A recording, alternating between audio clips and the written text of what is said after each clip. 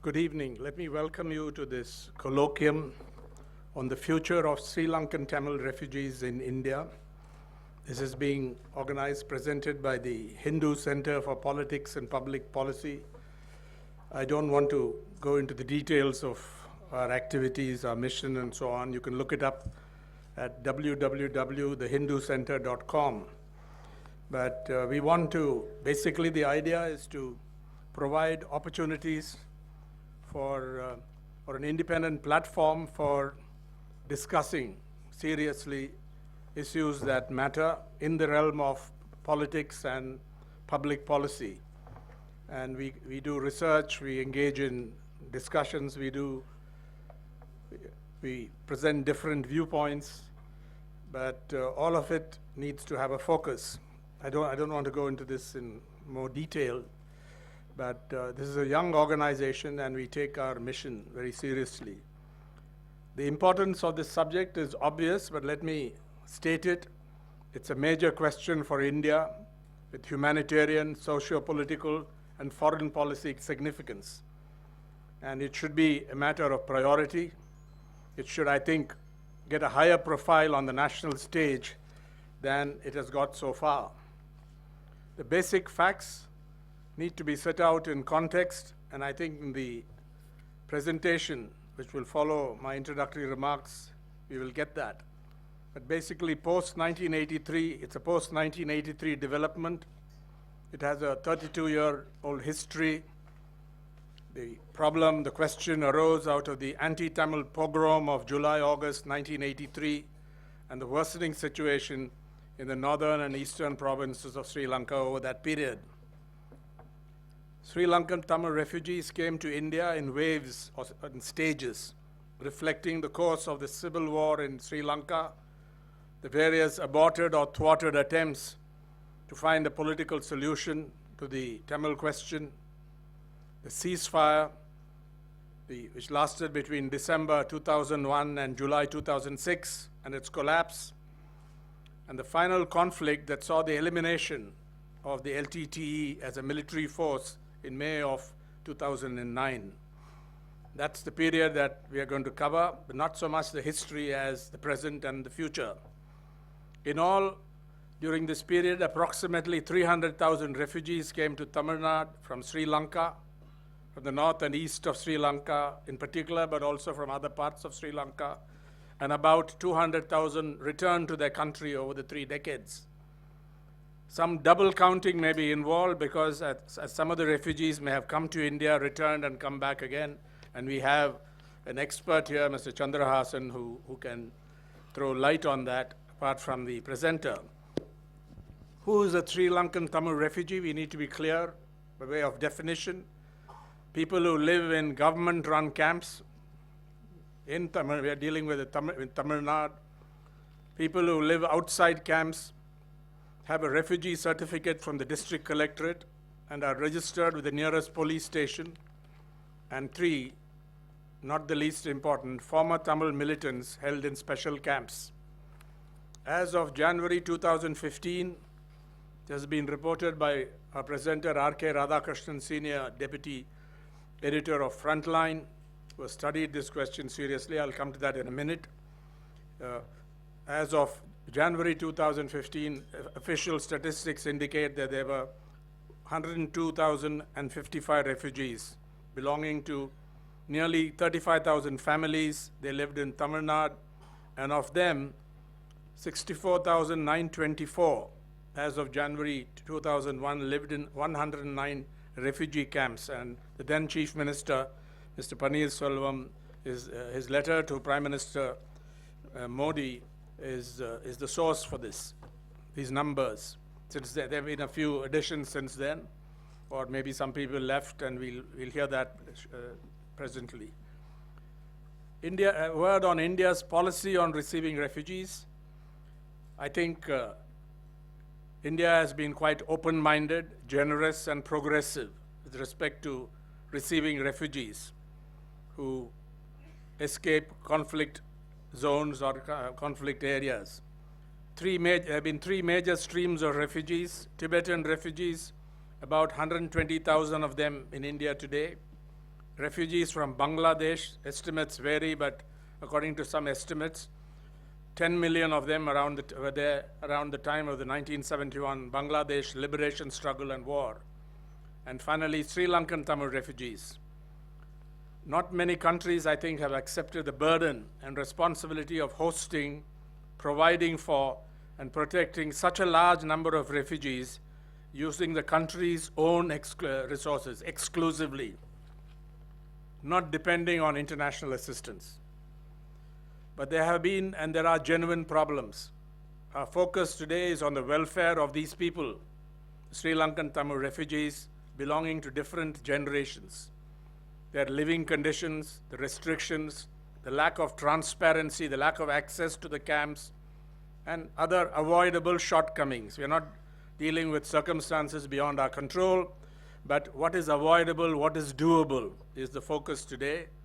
And the overriding factor here seems to be sense of security or safety in India. That's the key to why, as far as I can understand as a journalist who's covered this issue, why there's so much hesitation in going back, although the conditions have improved very significantly, if not radically. Today, our focus is not on the past, on what happened and why, but about the present and the future of the 100,000 plus Sri Lankan Tamil refugees. When I say Sri Lankan Tamil refugees, it includes people of recent Indian origin, but Sri Lankan citizens who have come in this way post-83, not before that. What prevents them from returning home? This is an interesting question. I think there's still some way to go before we can be confident that an enduring political solution to Sri Lanka's Tamil question will be reached. But looking at the post-1983 period, the conditions, the political climate hasn't been as congenial, as far as I can understand, as they are today. A constellation of events, mostly unexpected, have created this historic opportunity. A president and a prime minister who have pledged themselves and their government to reconciliation and to a just solution to the Tamil question. An extraordinary coalition arrangement at the national level. A Tamil leadership that is experienced, far-sighted, clear in its political objectives, above all, willing to accept a political solution within the sovereignty and unity of Sri Lanka, although not in a unitary setup. And I think, last but not least, there has been significant, in fact, overwhelming international support for these efforts, not least from India. A word on journalism's treatment of the refugee question, Indian journalism treatment. I think it has been covered, but the coverage has not been sustained, has not gone deep enough very often. And I think some of the work that published in the Hindu Frontline and now the Tamil Hindu, I think have been major exceptions. But there are also some others who have written on this question with insight and with great relevance. R.K. Radhakrishnan's study, begun in January 2015, goes beyond conventional journalism. The editor, Vijay Shankar, gave him the time some months to research this question, to investigate it, to talk to people. And I learned that Radhakrishnan has spent almost 2 months full-time, working full-time, giving full-time attention to investigating and researching this important subject. And a 10,000-word article has been published in the current issue of Frontline. Please read it carefully or closely. I think it's a fine essay in long-form investigative journalism, but going beyond the usual journalistic routines, hard-worked, carefully verified, sustained, people-centered, highly readable. But today's presentation, I promise you, goes beyond the article that is already in your hand, is already published. This program will begin with R.K. Radhakrishnan's presentation. He'll follow me.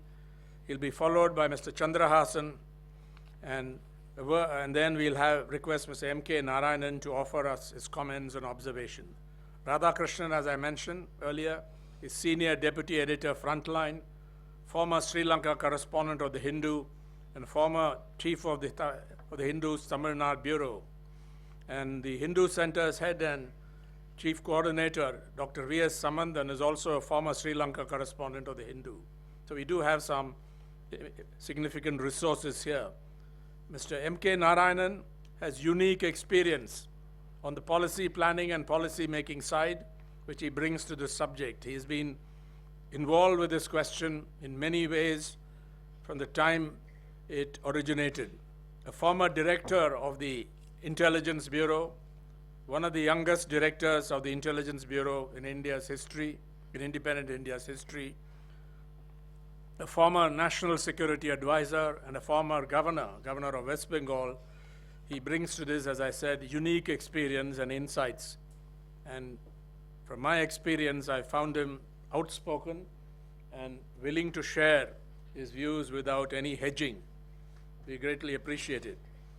Mr. Chandrahasan also has extraordinary credentials to discuss this subject. A lawyer by training, he's the founder and chief functionary of OFFA, Organization for Elam Refugees Rehabilitation. He has been part of the Sri Lankan Tamil cause, a dedicated, articulate, constructive worker for his people over the whole period. He also happens to be the son of the celebrated Tamil leader, SJV Selvanayagam, leader of the federal party known as Thandai Selva, and co-author. Mr. Selvanayagam was co-author of the BC, Bandaranaike Selvanayagam Pact of 1957. There are also others here from Sri Lanka, Sri Lankan Tamil refugees. We have a young political leader of the TNA here, Pungode Chandrahasan, and various others. We have the Sri Lankan Deputy High Commissioner. We have other members of the Diplomatic Corps. And we have people interested in this subject. We have Professor Surya Narayanan, who's a leading scholar in this area. So I'm very happy that we've been able to bring all of us together here. After Mr. Narayanan has the last word in the presentations, we'll have an interactive session with the audience. Your questions and comments are welcome and can be directed at to the presenter or to any of the other speakers, but there is one condition. The questions and comments need to relate closely to the subject of this colloquium. Of course, it goes without saying that any discussion has to be conducted in a spirit of civility, however different your views may be, however sharp the differences may be. At all times, respect the standpoint of the other, because today there's a big movement in India protesting against intolerance of all kinds. And we want to set an example here on an issue that has been sensitive, that has drawn a lot of emotion over the last few decades. So that is the condition. It must be related closely to the subject, which is the future of Sri Lankan Tamil refugees in India. And since the present and future of these refugees may involve or interest other countries, Australia, member countries of the European Union, the United States, perhaps also Southeast Asian countries and so on, questions and observations based on their experiences will also be relevant to this discussion. And as moderator, I will open up, I promise to keep this open to various views, experiences, and standpoints within the time limit we have given ourselves. But my job is also to ensure that the discussion stays on course. So may I now invite Radhakrishnan to give us his presentation.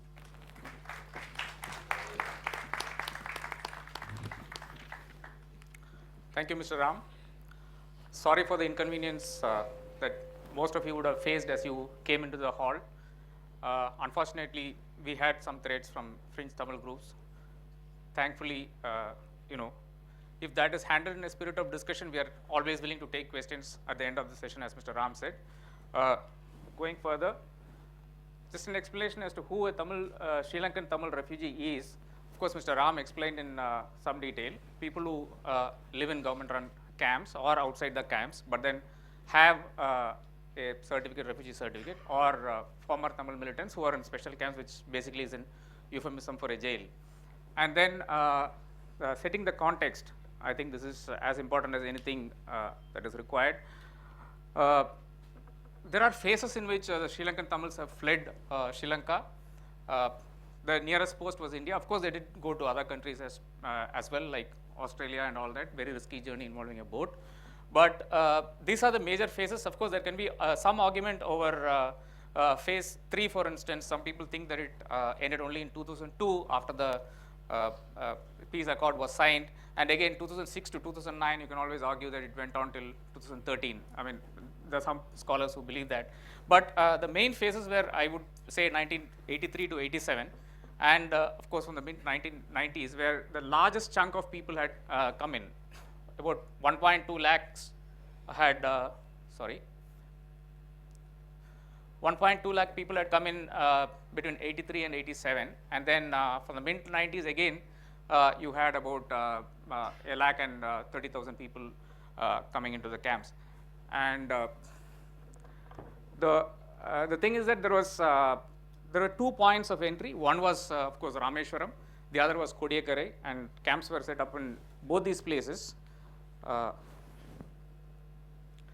statistics, as Mr. Ram had mentioned, this is from the numbers that Mr. Pannirselvam had made available to Government of India, to Mr. Narendra Modi.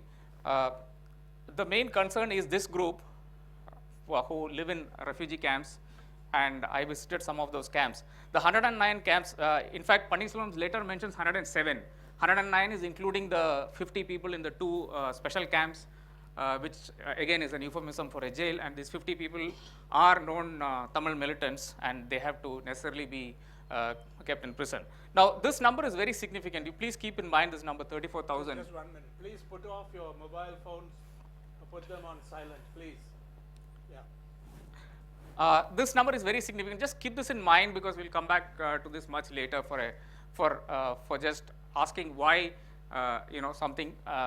Why is it so easy to do something about these people to go back to Sri Lanka and restart their lives? Now, this is a very important slide, only because look, all these are camps in various districts of Tamil Nadu. In fact, I was speaking to Mr. Alexander this morning, apart from all the discussions that we had in the early days. Now, after the Sri Lankan Tamils fled Sri Lanka, I mean, map not to scale, came to, say, Mandapam here, and once you come here, you will be put into the Mandapam camp, or you come here. That is the Point Kalimar camp. And from there, what had happened, this is one of the most significant things that Government of Tamil Nadu had done. And Mr. Alexander was explaining to me that it was because of the differences between communities. They were classified and sent to different places. Like, for instance, the Gumdipundi camp here, apparently at one point of time had only EPR RLF guys. There is also one camp outside of Tamil Nadu in Orissa, which is now defunct, Odisha now, and that also was completely full of EPRLF militants. Now, why this is significant? You would have seen in a lot of the camps, for instance, even the camp that Sri Lanka had set up, Mainik Farm, every single person, about 2.9 lakh people were in the same place.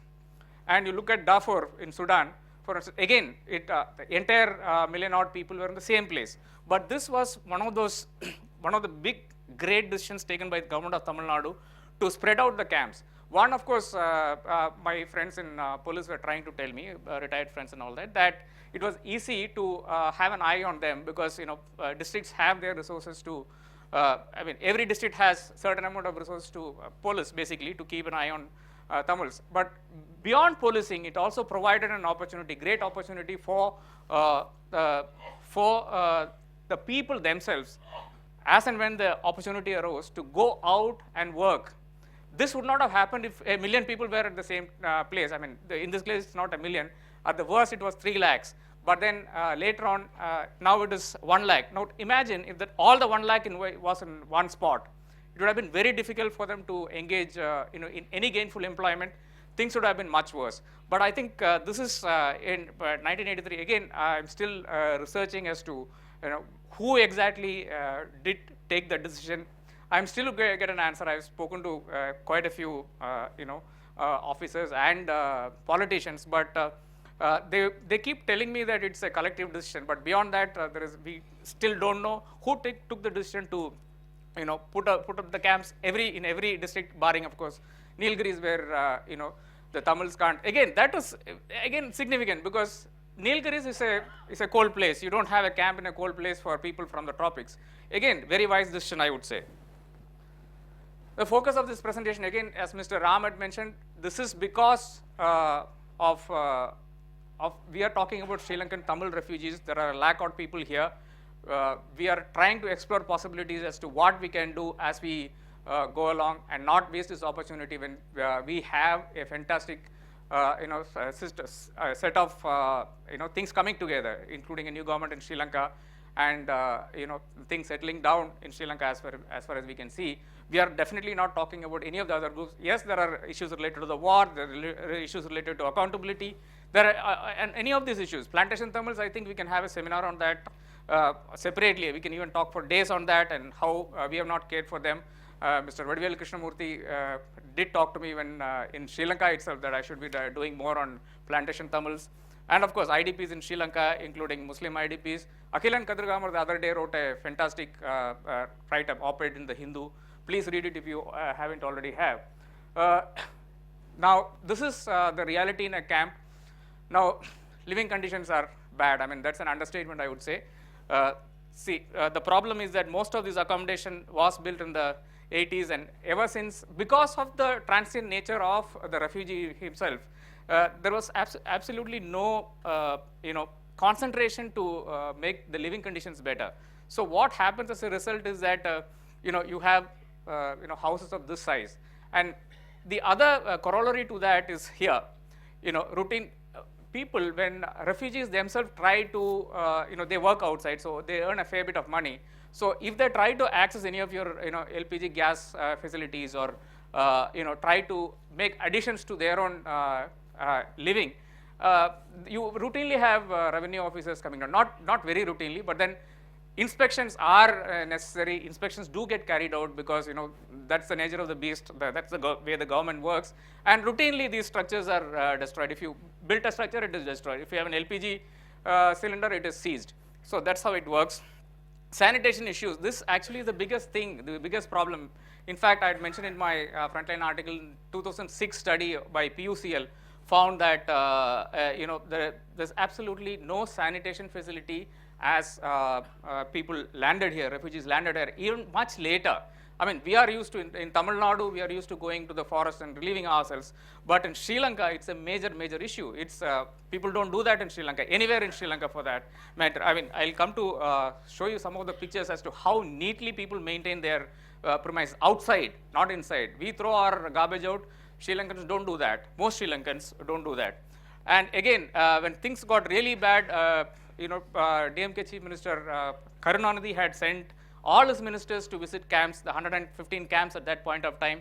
They had visited, come back with a report saying that a lot of facilities, including roofing and water needs, sanitation needs, all of that. And again, some money was sanctioned. Again, the story is that it was in 2009, and then you had an election coming up. So people lost track of the fact that they have to do something about it. The money was shown as spent, but I didn't see any major improvement in the facilities. So these were the first structures that came up in 1983. As you can see, how small these facilities are. I mean, it's impossible to get a full view from here. But the thing is that these are the dwelling units: 1, 2, 3, 4. I mean, this is this small. Now, the point is that soon after the refugees were made to move out to other camps, these facilities were also pulled down or abandoned and left exactly as they are. This is the other thing. I mean, this you can see here. There is one door here. There's a second door here. There's a third door here. There's a fourth. There's a fifth door here. So basically, it is just one living room plus a kitchen kind of setup. This actually is a Raj era structure, British era structure. British actually built the Mandapam camp to host the plantation laborers going back and forth. This used to be one of their bungalows, which has been converted to suit the needs of 1983 and later. But of course, as you can see, there is absolutely no money to maintain any of these structures, and most of these structures have come down. It's a very sad thing. And is this any surprise? One of the two most well-maintained buildings in the Mandapam camp happens to be the church. Church is, of course, funded by the local diocese. There is a priest who comes regularly. Of course, it provides a great lot of solace to people coming there. A lot of these people staying in the camp themselves are Christians, and this is not really accessed by any of the other outsiders. I mean, you can't go in unless you belong to the camp. And the second building, as you can always guess, is a temple. Temple, of course, is maintained by the camp refugees themselves, and the local police also contribute to that. Now, the point is that this temple existed much before all these structures, the other structures, the wall and all that, the additional structures on that side, all that are new structures. In fact, they have given a fresh coat of paint. Apparently, this happened sometime last year. So there is a lot of upkeep for both the temple and the church. Now, this is a second camp. This is. These pictures are not easy to get because you're not allowed entry into the camps. So he's used various tricks to get into the camp and taken the pictures himself. Yeah, I clicked like that. Anyway, so anyway, Rajapalayam, this is in Rajapalayam district, more known for its dogs.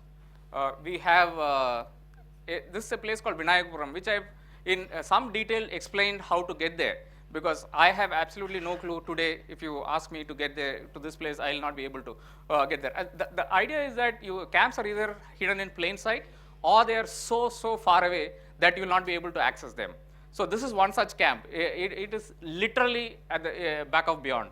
And obviously, you'll have problems like you'll see things like this. It's absolutely impossible to be certain of when your water supply will come. But then that's not a problem only for the Sri Lankan Tamil refugee. It's a problem for most of us if you do not live in the city of Chennai, and that too within this charm circle of South Chennai and Greenways Road and Alvapet. So beyond that, yes, Rishi. So then, yeah, camps have PDA shops, and every single item that is available to the Tamil Nadu citizen of this country is made available to the refugees as well. But then, as you can see, on most days, they are closed because there is absolutely nothing that is available for purchase. Vinayakapuram, this is actually if you see the fencing, this is not a Tamil Nadu fencing at all. This is not the way we build our fences. This is coconut that fronds, which are woven together and done. This is exactly how it happens in North Sri Lanka. And then you see these trees. Every house in northern Sri Lanka has a small house. I mean, this to explain to people who don't know that. I mean, most people know this. But there is a small dwelling part, and then there is people grow things inside their house itself. Basically, your kitchen garden kind of setup. I did see a lot of trees, fruit-bearing trees, and coconut fronds, palms, and all that. Here, this is exactly out of North Sri Lanka, and nothing else exists for miles on that side or the other side. There is only a mill about 3 kilometers away on the other side. Now, this is the Rajapalayam camp, and we come to the Lankan camp, which is in Virudhunagar district. You see, this structure here, this was built as a poultry farm. Now, as the government decided that, okay, let us not keep all the refugees in one place, let's just spread them out. What happened was there was a frantic search for places to accommodate them, and the first available structure was used to house the people. Now this is one of those structures, and then what they have done is they made partitions initially with just screens inside these places, and later these was developed as walls as people's need for privacy grew, and more than that, people could actually go out, refugees could actually go out and work. Now, this is one of the, one small house which is being put up in that locality, absolutely no permissions or anything. God knows when this will be demolished. But then they do make an effort to make a life out of the living that they are given here. Again, see, look at the cleanliness of this place. This is the width of the Lankan camp in most places. These are all houses on both sides, and this is exactly how a slum in Chennai looks like, barring the cleanliness. This is completely unique of Sri Lankans. We have a lot to. One of the many things that we have to learn from Sri Lankans is that to keep our premises clean, not just our own homes clean. And Kerala. But Kerala also we throw our stuff just outside. But this is a very poignant slide. The reality of Sri Lankan Tamil refugees. This man died. C. Ranjan died on 28/1/2015. Now, you can't bury him in the Panchayat burial ground. You don't have access. You're a refugee. So what do? You just bury him wherever there is space, this actually is the Mandapam camp. One small part of Mandapam camp has been converted into a kind of cemetery, if you may call it. But more than that, it shows to the extent to which they are disconnected from the local communities. And this is a fact that I have found in all the places that I visited, that they try and keep away their affairs from the local community, including when they are dead. So that speaks volumes about their integration into our society here. Now, some of my observations after visiting the camps, of course, is that obviously the urban camp is a very easy place to be, because of this a special camp is an absolute rut. We have had a lot of cases of people protesting, as in Tamil militants protesting their stay there. There in fact has been a very tragic case very recently in the Tiruchi camp. Let me not go into details. People who know I followed the case have known it. It's a completely unnecessary and very ridiculous thing that happened to a refugee who couldn't move around on his own. Rural camps have, it doesn't require an Einstein to find out, absolutely no jobs. And if there are, and facilities, of course, you can't expect power and water supply to be, fine in any place in rural Tamil Nadu. Jobs are hard to come by in rural Tamil Nadu unless you work for the NREG or something like that these days. So urban camps, of course, you have the jobs of any job that the local community doesn't want to take up. Like you can be a painter, you can be an electrician if you're qualified, you can be a carpenter if you're qualified and stuff. So, and any of the odd jobs, loading and stuff and all that. These are black holes. Of course, let me make it very clear that I have not visited the 2 special camps in Tamil Nadu. It's completely out of bounds, and these are prisons. I mean, it's impossible to visit either of them. Now, the major questions that I have faced from the refugees is this. The safety, who will guarantee our safety? The safety part relates not to India. India is the only place they feel safe if we go back. In fact, Professor Suryanarayana was telling me why the safety thing. I think we take it for granted, but only if you've been in a war zone, you will understand the concept of safety, the concept of insecurity. If every day there is a problem, somebody is trying to snatch your kid away and take him and put him into in a war that he doesn't want to fight, every time that the army comes along looking for your young able-bodied son, that's where your insecurity comes in. Even now, despite the fact that the war is over and Sri Lanka, the government has control over all of the land of Sri Lanka, they still the safety aspect is a problem, and I think the problem is partly because there is an information void also in communicating with them, and that again boils down to access. Now, the second question, of course, rebuilding their lives. What can we do to rebuild their lives? Who will help us rebuild our lives? What happens when we get there?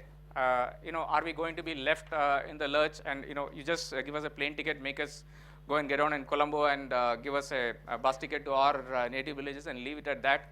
So these are the questions that we need to answer, or they say that we need to answer. That is Government of India, Government of Sri Lanka, and Government of Tamil Nadu. Belongings. There's a huge problem here. Can we take back?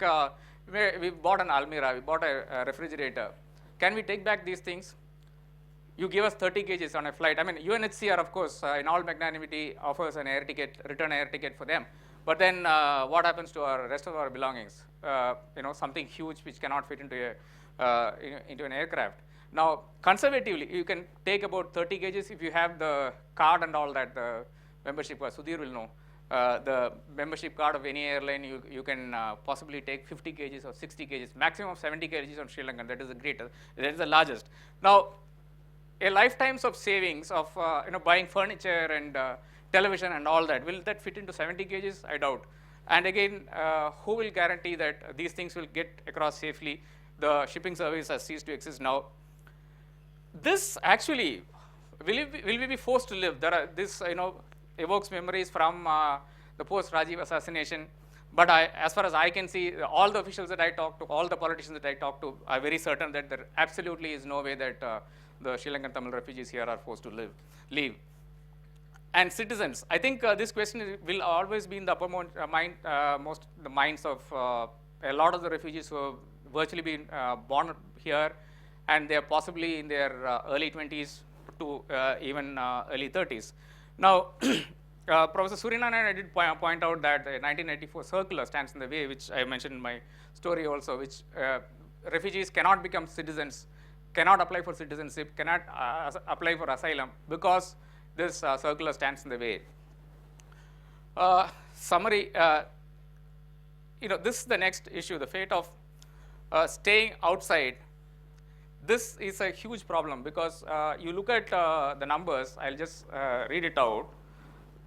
If you overstay in India, regardless of which nationality you belong to, you have to pay fine. There's an overstay fee that comes into play. Now, that overstay fee, for a family, it will end up being a huge number because the overstay penalty for a foreign national is 1,800 rupees up to 90 days, 7,800 from 91 days to 2 years, this per person, and 13,800 for beyond 2 years. You have to pay this in addition to the visa fee. The visa fee is normally a nominal amount. I think a student visa comes at some 5,000 Indian. A tourist visa comes at 1,000 Indian or so, which is in Sri Lankan rupees. That is. This is most overstayers, friends of mine in the agencies tell me, hold tourist or student visas. This is the next problem. Now, if you are if you hold a tourist visa, it has a validity of 90 days, and you already stayed here for 10 years or 12 years. Just multiply 13,800 into a family of 4 or a family of 5. That kind of money a Sri Lankan refugee is not able to shell out to go. So a waiver is actually the second stage of the process. The first stage, of course, is the district authorities have to process an exit permit for these guys. Only when after that can they approach the FRRO to get a waiver on this thing. And as far as I can see, Mr. Krishnamurthy has made an appeal to the government to make sure that they are not penalized this badly. Now, a lot of the refugees have told me, of course, we talked about insecurity, that they didn't want to go back because of all these reasons. The Sri Lankan distrust of the Sri Lankan leadership itself is, as far as I can see, a major issue, because that is the reason why they are here in the first place. If they ever felt safe in Sri Lanka, I don't see any of them coming here. They would actually, if there was a fighting in India, for instance, in a region there is fighting, I don't see people fleeing to the neighboring country. They like Naxal areas, for instance, they flee to a place where they feel safe. Now, here the government is said to be complicit in driving away Sri Lankan Tamils. At least that is what they were telling me. So how do they trust the leadership? And unless there is some grand gesture on the part of the leadership itself, why should we trust them is a question that some of them have asked. I mean, it's not like everybody is aware of the ways of governments, but a lot of the men who talked to me did raise this issue. And where is the incentive to start life again in Sri Lanka when most of them are the older generation is 50 and 60 and all that, and the younger generation is used to a life here? Where is the need to go back, especially when there is no pressure to go back? Now, not just this, there is these numbers. I don't know how many of you can see it from there. Yeah. This is from the Mannar division. Sorry, still getting used to your pointer. This is the assistance to Indian returnees in Mannar district. Now, if you see, this is the DS division, this is the Gram Niladari division, and the people who have gone back in just Mannar division, in the 18 Gram Niladari divisions, 497 people have gone back. Now, people have needs: housing, drinking water, sanitation, shelter, electricity, livelihood, agriculture items, fishing items. All these, you look at requirements. 106 people required houses. How much could be provided? 47. These are not numbers which will encourage any Sri Lankan Tamil to go back, a refugee to go back. Drinking water itself, I mean, one of the most basic needs that we take for granted. We even have your metro water supply and all that, which, however inadequate, is still there. Now, look at these numbers. It's still inadequate. Everything, no? The requirements, like 50 people want drinking water, and they could supply only to 10 people. Now, sanitation is the only place, again, it's very typical to Sri Lanka. Sanitation is the only place where excess, more than what is required, is provided. And that is because that probably was built before these people had gone back itself. The other needs were not anticipated. That's one reason that one of my friends in Mannar gave me. Now, temporary shelters, again, you know, people are more often than not, that I mentioned in my story too, that are in with their relatives or friends or cousins or and all that. And temporary shelter, that's because, you know, there's a complete absence of temporary shelter. People can't just, you know, start their lives by, you know, without a roof over their heads. Electricity, again, Sri Lanka is a surplus electricity place, but unfortunately, there is the last mile connectivity is a problem. These villages are a problem because they were completely under LTT occupation for a very long time. And that is being rebuilt only now. This requires major infrastructure development for the electricity board. Like all electricity boards across developing countries, there also. This, sorry, I am wrong here. Apart from Mantai, everywhere there is an oversupply. Again, livelihood, you look at the numbers here, everywhere there is a problem, because how do you go back without you know, being assured of your livelihood? Agriculture implements, I mean, there are people with landed people, and all Sri Lankan refugees are not landed, but there are a lot of people who are landed. Now, people with lands, the problem is that they don't have implements. So what do we do with them? Not just us, as in like Government of India, Government of Tamil Nadu, and Government of Sri Lanka. Now, we did make all these provisions for IDPs, remember that, fishing items again, and the others is, you know, all entrepreneurs and stuff. Now, we did make all these arrangements for the IDPs there. For housing, we provided houses for 50,000 IDPs in Sri Lanka. Now, when you go back to the first numbers, we are talking about only of 34,000 families. So how difficult is it for us ourselves to do it? I mean, these are questions that refugees themselves are asking me. And again, agriculture items, we did give a major, Tamil Nadu, I mean, Government of India gave about 500 tractors and implements for everybody. Every IDP who had land was given agriculture items.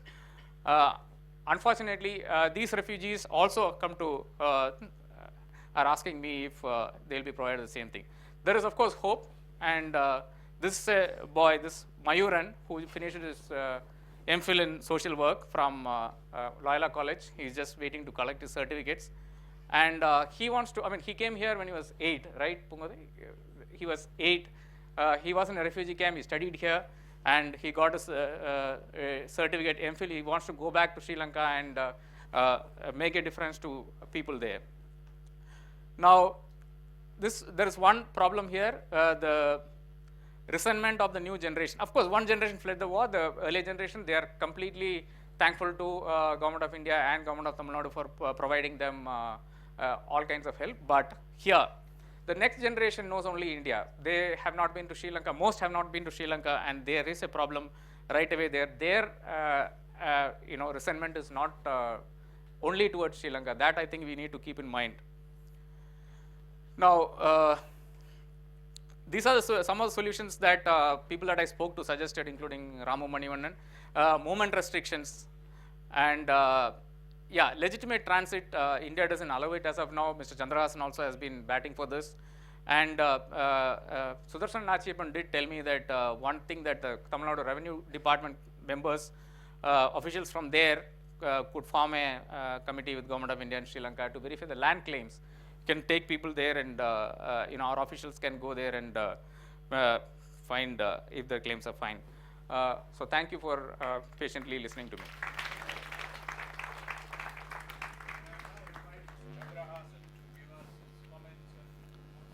As well as any new information he brings us.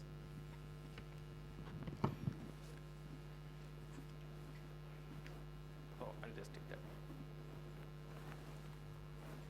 Thank you, Mr. Ram.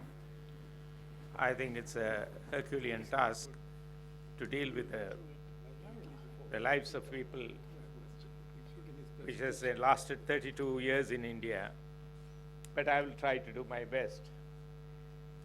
The first input I need to provide is picking up on something that transpired, that came up in the Hindi newspaper about statelessness. I'm going to take the debate on a much higher.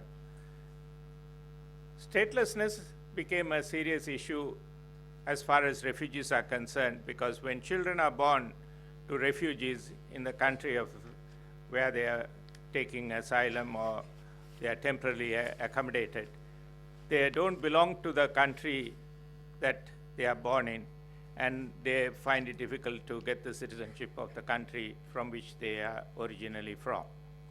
So Sri Lankan refugees have been here for 32 years, and children born to the Sri Lankan refugees become stateless.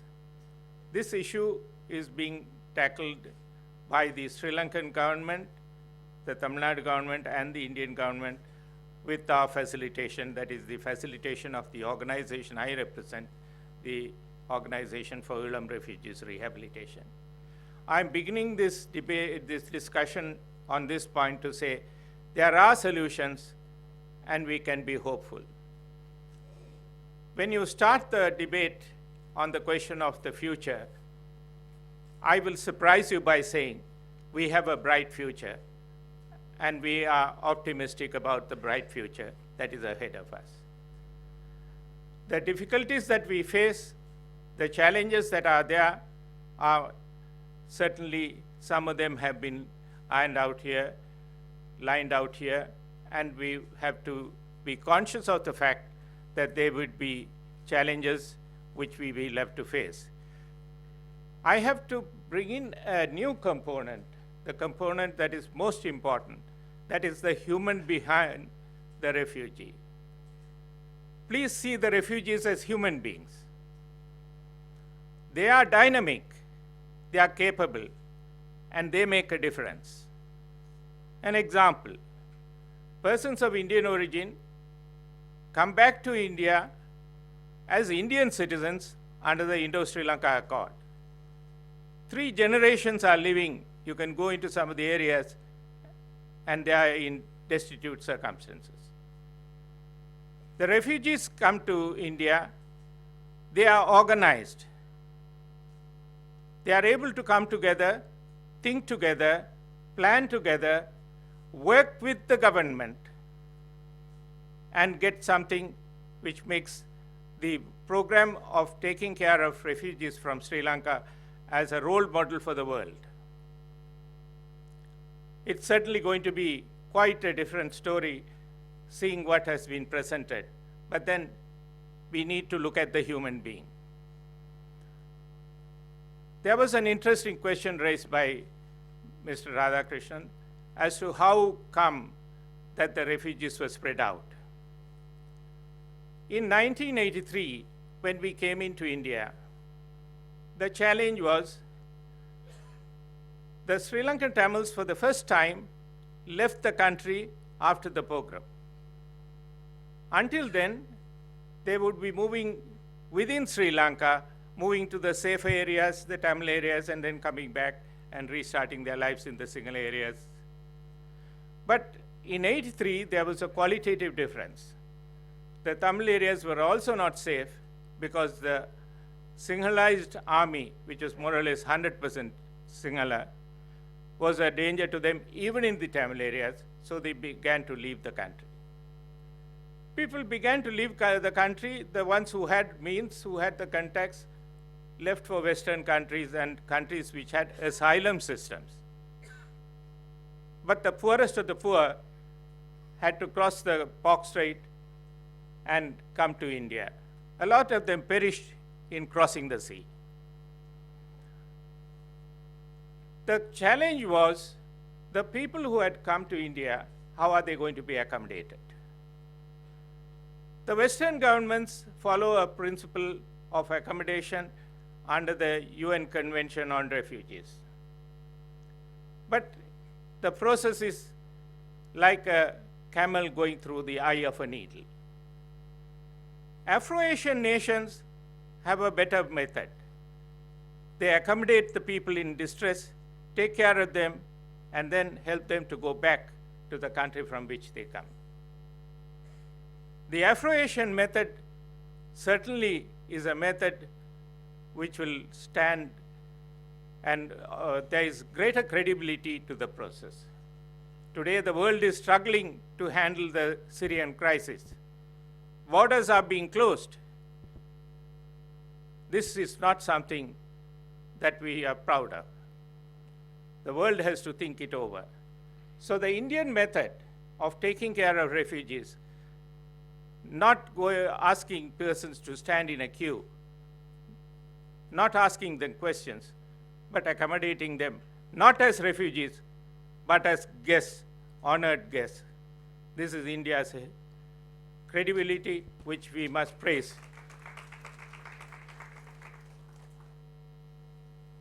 What is important is, if we can formulate a strategy of taking care of people, and the people concerned can organize themselves, then it will present a totally different story, and we can be a role model for the world. That is an example I am now going to speak to you about. In '83, after the pogrom of '83, when the refugees began to come in, I was one of the earliest persons who came in. My concern was, what do we do? How do we go ahead? Are we going to continue to remember that we are people who struggle for rights? Is the program of struggling for rights to continue even in our lives when we are living in asylum? We decided to complement the process, though we may not be in the forefront. So we began to sit together, think together, and build up an organization of refugees, run by refugees, for refugees, and it was something very unique.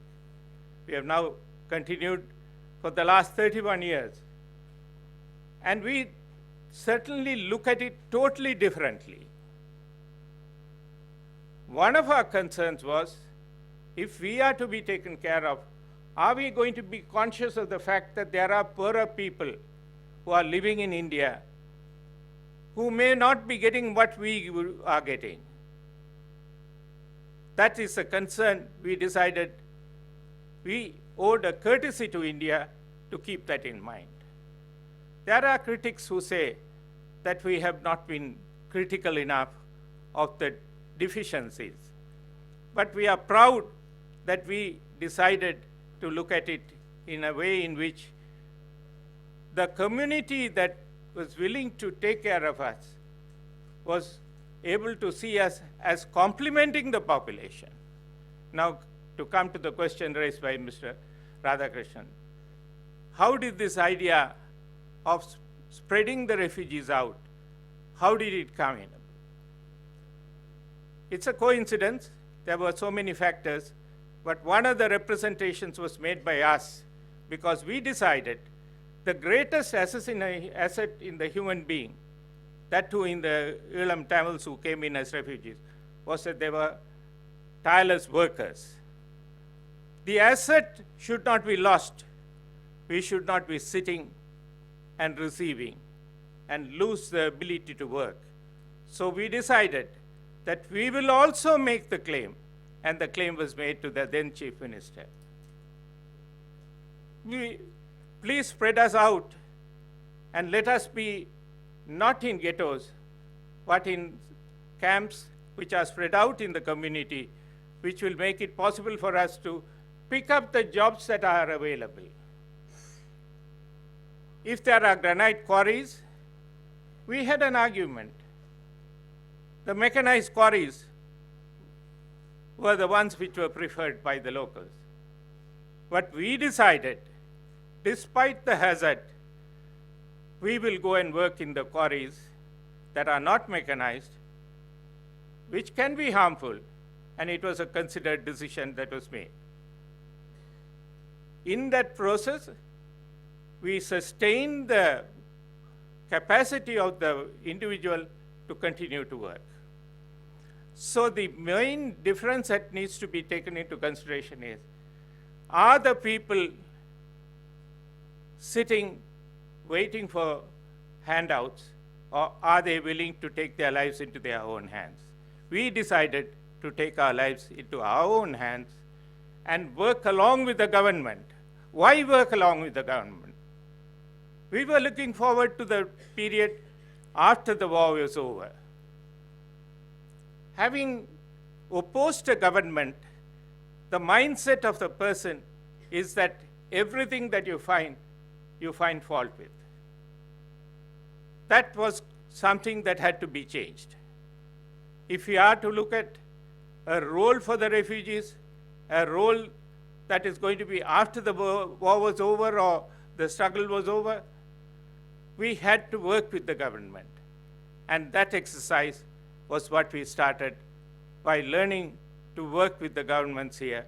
And as a result, we began to receive more than what the local poor persons in this country got. I give you an example. We are sometimes embarrassed. In 1984, I go up to the Chief Minister of Tamil Nadu, the then Chief Minister of Tamil Nadu, said, our children need to go to school and study. The Kuppi Vilakku, the lamp that was very dangerous, will set fire to the hutments.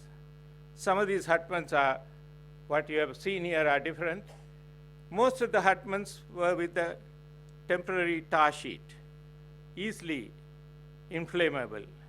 And the children couldn't study. And we said, the scheme by which children living, the persons living under the poverty line were entitled to one bulb, one electric bulb. That scheme was available. And we said, please give us that scheme. That scheme was given. And today, even now, we are embarrassed to say, you pay for your electricity, we don't pay for the electricity in the camps. That's the generosity of the host community. That generosity was forthcoming because the population was willing to complement the needs of the host community. So there is a role which is important, which needs to be taken into consideration in looking at the refugee situation. The refugee community decides it must empower itself because it is waiting for the day to go back and put its shoulder to the wheel to build that country. So there was a purpose, a goal, a value-based approach. It's worth living. You are proud to say you were born at a time when you went through these difficulties, but were able to help in the rebuilding of your country. So in that context, the first choice was ask for educational assistance.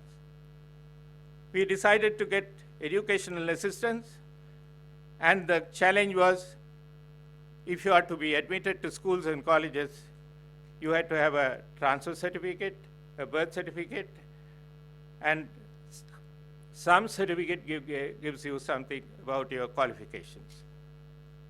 We said, all of these were destroyed. We have nothing. And the government of Tamil Nadu was unique in the world in passing a government order which said, without any documents, a refugee child can be brought to a school and will be admitted.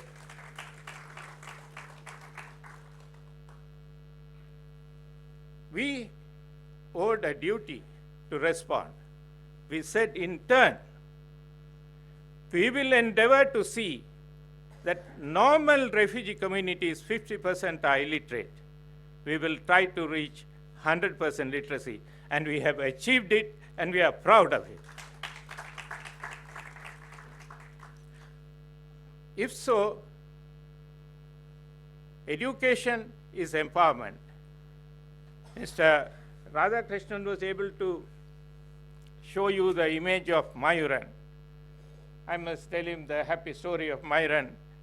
He went back on the 10th of April, and as he got down in Sri Lanka, he happily said, I've got rid of this name, refugee. And he is a proud Sri Lankan citizen. He is now looking for opportunities to work in one of the universities there and take forward his education and give to those who need. The example of education is something that Tamil Nadu can be proud about. When we decided to ask for educational assistance, we also had to get assistance to accommodate the children in colleges and other institutions.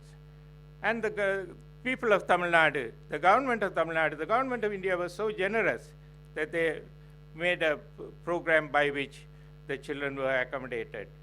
And after the children, Indian students are taken in, 1 extra month was given for the refugees, and they were accommodated. Now we have more than 4,000 graduates, and we are proud of it.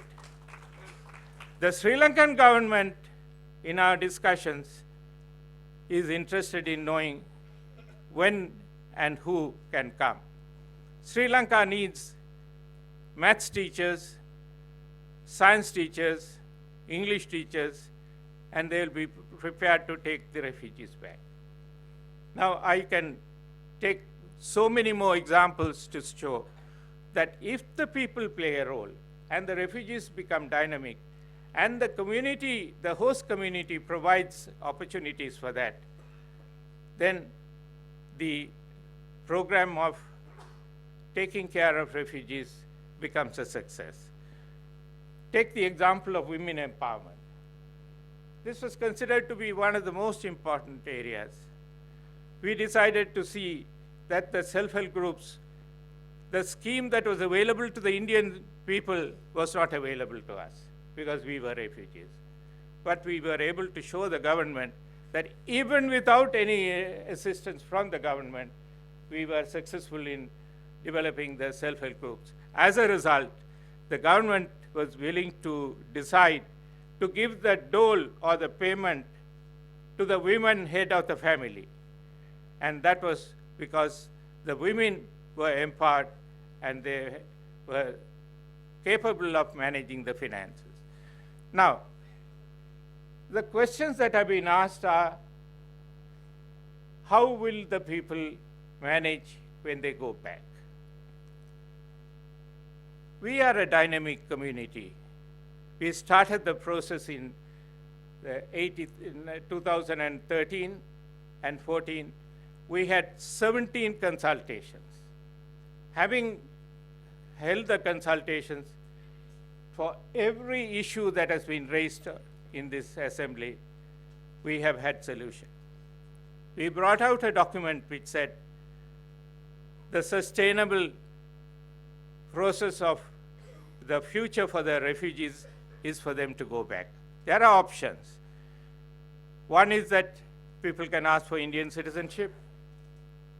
You can think of third-party asylum. But after the 17 consultations, we decided that the durable solution was to return. And we emphasized that not only was that the durable solution and the best solution, we owed a duty to go back to our country. Not on the basis that conditions there are better, but on the basis that we came into India because our lives were at risk, and now that the lives are not at risk, we owe a duty to go back. The history will tell you that as far as the militant struggle was concerned, every family was expected to give their children to support the militant process. They had to give up their schooling. On the other hand, refugees come to India and are able to educate them. They have excelled in education. They have developed skills. They have acquired experience. Having done all this, isn't it our duty, we thought in our consultation, that we should go back? We should go back and respect the fact that the country that gave us asylum and accommodation will be happy that they accommodated us and empowered us so that we went back and lived happily thereafter and were able to rebuild the nation that was shattered by 30 years of war. So in the consultations, when we decided that the durable solution was return, despite there being difference of opinion where there were some people who were of the view that why not ask for Indian citizenship? Why not ask for asylum in third countries?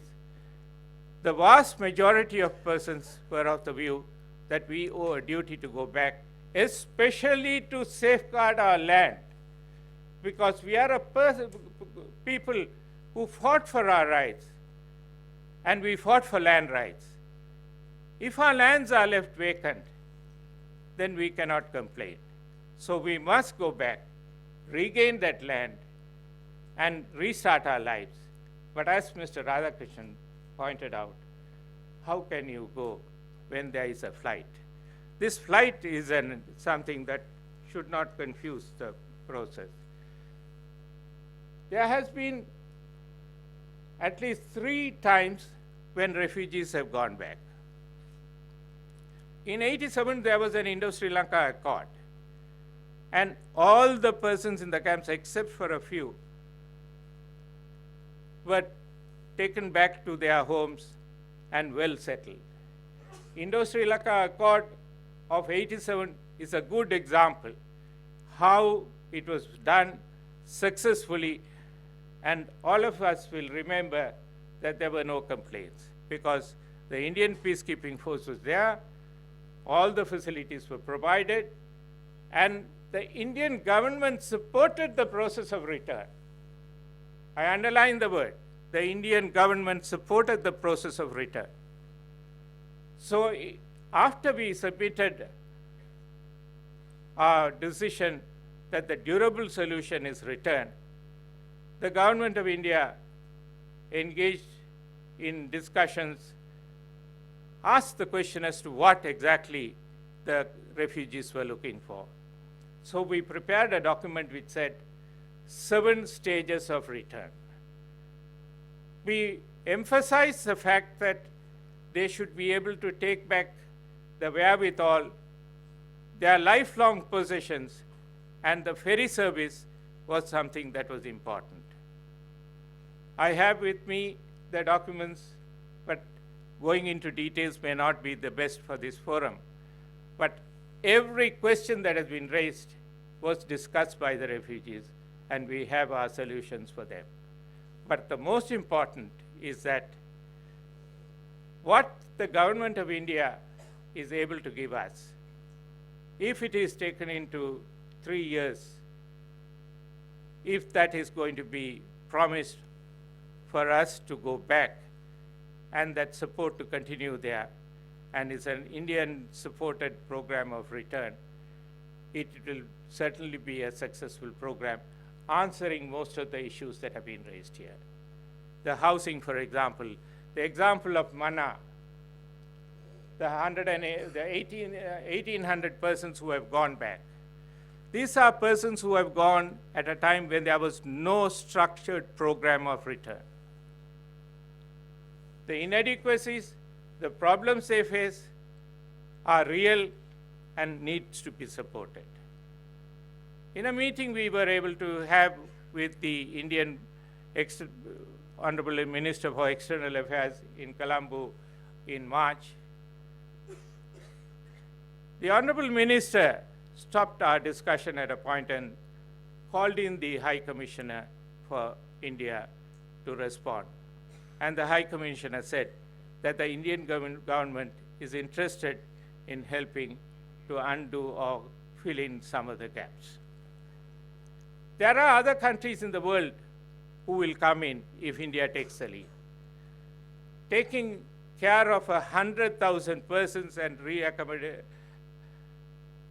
moving them to Sri Lanka and taking care of them is not a challenge. But the question is politics and other concerns disturbing the process? We have had a struggle in coming through because of the fact that when we suggest that the best solution is for the people to return back to their country, take back their lands, put their shoulder to the wheel, and rebuild that country, there are various forces that work against this.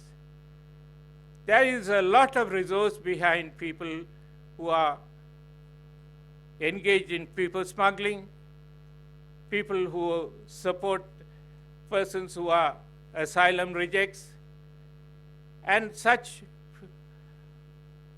groups that work in this context are certainly willing to raise objections. But the decision is that of the individual. It is an inalienable right of the people to go back. The inalienable right of the people to go back must be supported by the Indian government via generous package which takes care of most of the issues that have been raised there. The advantage is that the Sri Lankan government is also moving towards it. On the 17th of January this year, the foreign ministers of the two countries decided that the process of return must start. Unfortunately, the Tamil Nadu government didn't come in for the meeting that was followed up at the second level on the 30th of January. The Tamil Nadu government takes up the position that the Sri Lankan government must do more.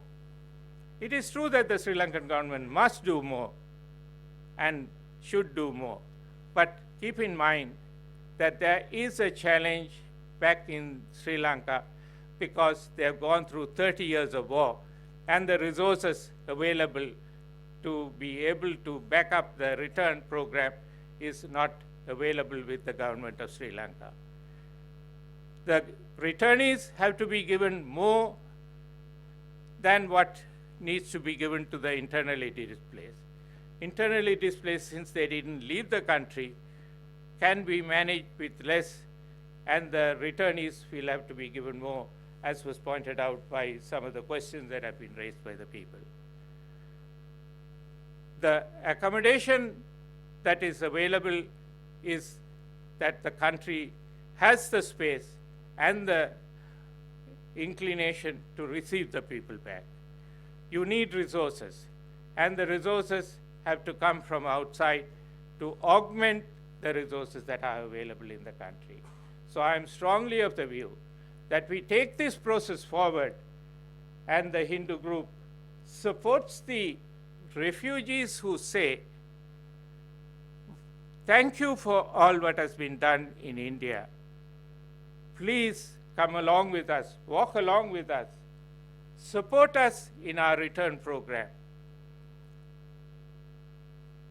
Give us the additional resources that are needed, the seed money that is necessary for us to stand up. You were looking at implements. The internally displaced, close to about 300,000 have been taken care of. We are now looking at taking care of another 100,000. Some of them have resources, a lot of them do not have resources. I, for myself, went back to my country. My house was, the ancestral home was for 20 years under army occupation. The roofs were not there. The doors and windows were not there. I have found it difficult to restore it. I have now restored the roof. But then people who have greater challenges are also there. So the augmentation of resources has to start with the involvement of the Indian government. Now, having come that far and said that the successful return process can be worked out. I need to make a few comments on some of the points that have been raised. It may be that we should.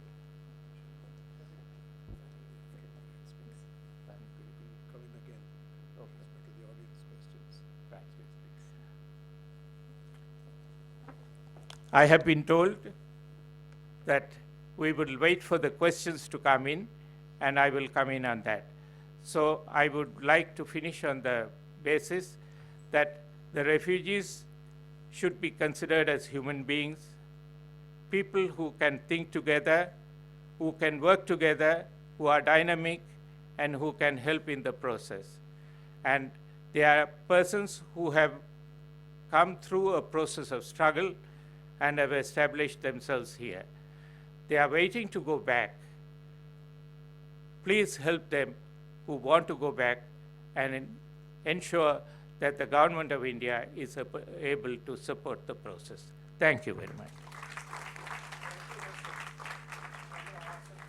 Excellent analysis, your reflections and suggestions. Some more will come in response to questions. And I now invite Mr. M.K. Narayan, former Governor of West Bengal, former NSA and former GIB, to give us his comments and observations. Thank you, Mr. Ram, and the Hindu Center for Policy Planning. My task is very easy. Radhakrishnan raised the questions, Mr. Chandrahasan answered them. So I shall now give my vote of thanks because everything that I had sort of jotted down has been, in some ways, been sort of, what should I say, metamorphosed into something else. I had, and I'm glad that Mr. Chandrahasan spoke before me. I was a little worried saying that Mr. Radhakrishnan would say what he has to say, and then Mr. Chandrahasan would have to say what he has to say, then what do I say? But the basic issue, I think, that was raised in what I would call an exhaustive and an outstandingly brilliant presentation by Radhakrishnan was what is there in this for the Sri Lankan refugees, many of whom have spent almost 3/4 of their lifetime here. And I think Mr. Chandrahasan answered the question. What I had on paper was to say that all major refugee migrations are a grave human tragedy. I was present in Calcutta. I think this is a secret now. When Mujib Nagar was being run there, and I therefore was privy to the great crisis, human crisis that we saw of over 1 million refugees coming in, living in abysmal conditions, etc. Fortunately, there was a change of government and it was possible for them to go back very soon thereafter. The problem or the tragedy of the Sri Lankan refugees is that they have now been refugees for, at least many of them have been refugees for more than 30 years, as both Radhakrishnan and Mr. Chandrahasan pointed out. But what came through in the, I would say, very perceptive remarks of Mr. Chandrahasan was that, and that we always realize that the Sri Lankan Tamil is always a different kettle of fish.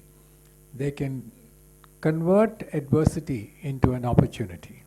And that is what has happened. He gave us I think, a very, very brilliant account of how they are willing to overcome their tragedy and move forward. What he has asked for is not dole from the Government of India any longer. What they want is give us a little more support in helping those who wish to go back to do so without too much loss of dignity and with an ability to carry out their things. I think this is easy. I'm aware that the Government of India today has the resources to meet. Not, I think, in the write-up that Mr. Radhakrishnan had, the figure was a few lakhs for every single person, maybe. That may be maybe too much when you're over there. But I think by and large, the Government of India can meet its obligations of returning the refugees back to their homeland with a certain amount of backup and support. What I think are the 2 or 3 problems that may remain would be, if some of them want to stay back, can we give them sort of across the board citizenship? Well, we have a former diplomat here, and he knows that there are a lot of countries which would like to be Indian citizens. It's not easy, but I think in the case of the Sri Lankan Tamils, it should be possible to think of this. I want to say this because the issue it's not as if this is a new issue. This has been debated, it has been discussed. And now with the OCI and PIO and the great liberalization that has taken place here, to offer citizenship maybe for, I would say, less than 40 or 50,000 people at best. But as Mr. Chandrahasan said in his very eloquent speech, I think everyone would like to go back, provided there is security. I think this is probably the best moment for that. And I'm sure that the government of India will find both the will as well as the resources to help in this process. We are hopeful that the 13th Amendment Plus program will be endorsed by the present government. It has been an uphill battle for a very, very long time. But I'm sure that in the spirit that, or what I call camaraderie that exists across the Pok Straits today, that is a possibility. So the fundamental issue that needs to be mentioned, to be thought of is, how do we approach this problem? I was worried till I heard Mr. Chandrahasan saying that there may be a lot of people who are still hoping that this is not a possibility. I think the poster war that has been there outside today seemed to reflect a certain mindset. But I think if Mr. Chandrahasan is right, and he's always been, that I'm aware, I think there are people willing to go. The one issue I think that the government of India and the government of Tamil Nadu can work in tandem with them is, there may be an aspirational Sri Lankan Tamil who was born and brought up here, who may want to go back, but may like to come back to pursue his studies, etc. None of these are intractable problems. I would like to stress the point that many dispensations have been provided. It's possible, if there is a great deal of goodwill, a great deal of interaction on both sides, to manage these 2 issues. Therefore, in a nutshell, because as I said, most of the issues have already been answered by Mr. Chandrahasan, will there be more security? As he himself said, if there's a will, and given the present dispensation there will be far greater security there than even when the first flush of refugees after 1987-88 went back. Will there be an opportunity for India to, will there be avenues provided by India for this transfer? I think, as I said, it's possible. It may not be entirely on the scale that I think the paper produced by Offer had made. But I think it's well within the capability of India. Today, India has far more resources than what we had in 88 and 89. And therefore, that should not be a problem. I think this is one of the times when India-Sri Lanka relations have been very good. And I think if there is any added need for providing a feeling of security in the minds of these people, it is possible. It can be done at the people-to-people level, at the diplomatic level, and I think particularly if the governments of Tamil Nadu, the government of India, and the government of Sri Lanka sit together. The consultation process that Mr. Chandrahasan mentioned a few minutes ago is a good sort of vehicle for this purpose. The point I want to stress is, and there are a lot of questions that I had in my mind, saying, should the provincial governments should be vested with more powers or not? Of course, the provincial government in Sri Lanka should be, but I think that's not an issue that we can sort of give a timetable to. It will take time, because it is not the kind of concept that Sri Lanka is familiar with. Demilitarization of the northern and eastern provinces, I think that's a much easier problem. Much of it is already taking place. I don't know what the exact position is, but I don't think there should be a serious problem about that. recruitment of more Tamils into the security and services or the police, I think that is all. And there was a time when there were more Tamils in these services than there were Sinalas. So I don't think that is an intractable problem. Documentation, which is one of the issues with him. I think particularly with digital India, and I think to some extent digital Sri Lanka, documentation should not be a very difficult task. So, therefore, the one concern I had was that many Sri Lankans may not be willing to go back, many Sri Lankan Tamils may not be willing to go back because of uncertain conditions. But I think Mr. Chandrahasan has sort of said it in such, what should I say, elaborate and such eloquent terms. I think that problem is not there. I shall rest here because I think I don't want to labor on this point again and again. I think there'll be numerous questions, I'm sure. I hope they're directed at Radhakrishnan and Mr. Chandrahasan, because I don't have much more to say. Thank you.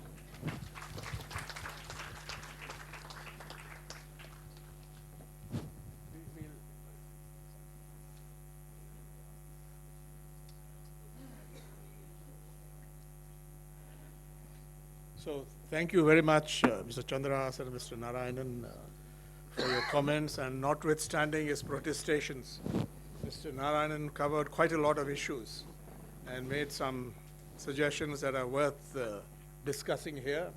Please come here. Center. You can sit. Center. So now we'll open this for questions and comments. Please stay close to the theme. We are not discussing all kinds of issues relating to Sri Lanka or the world, but particularly the present and future of the Sri Lankan Tamil refugees as defined. The ground has been covered, very substantial ground. Mr. Chandrahasan gave us a completely new dimension from the inside of how his people have lived through this and what their outlook is and should be, what the value systems are, what their abilities are or capabilities are, and what he thinks is the way forward. And Mr. Narayanan endorsed many of those proposals, many of those suggestions, and gave us insights from policy formulation and policy making standpoint, back to tremendous experience on how this can be achieved successfully with the support of India, the people of India, the central and state governments as well. So on the whole, I at least have come out of this discussion at this point with more hope than we had before, and we do not want any chauvinistic obstacles in the way of this. Not that we can escape political opportunism and chauvinism, but there's a clear path indicated here for the future of the Sri Lankan Tamil refugees, and that's where we want to start. Now, may I just start this discussion by inviting Professor Surya Narayanan to give us, as briefly as possible, as succinctly as possible, his comments or observations or any other suggestion he wishes to offer. Now, what's the arrangement for the mic? Yes. If you can, I've identified him, I've introduced him. He's a leading scholar on the subject. And after that, please introduce yourselves when you.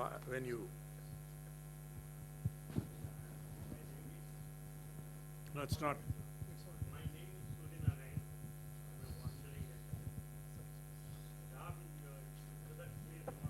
Can you hear him?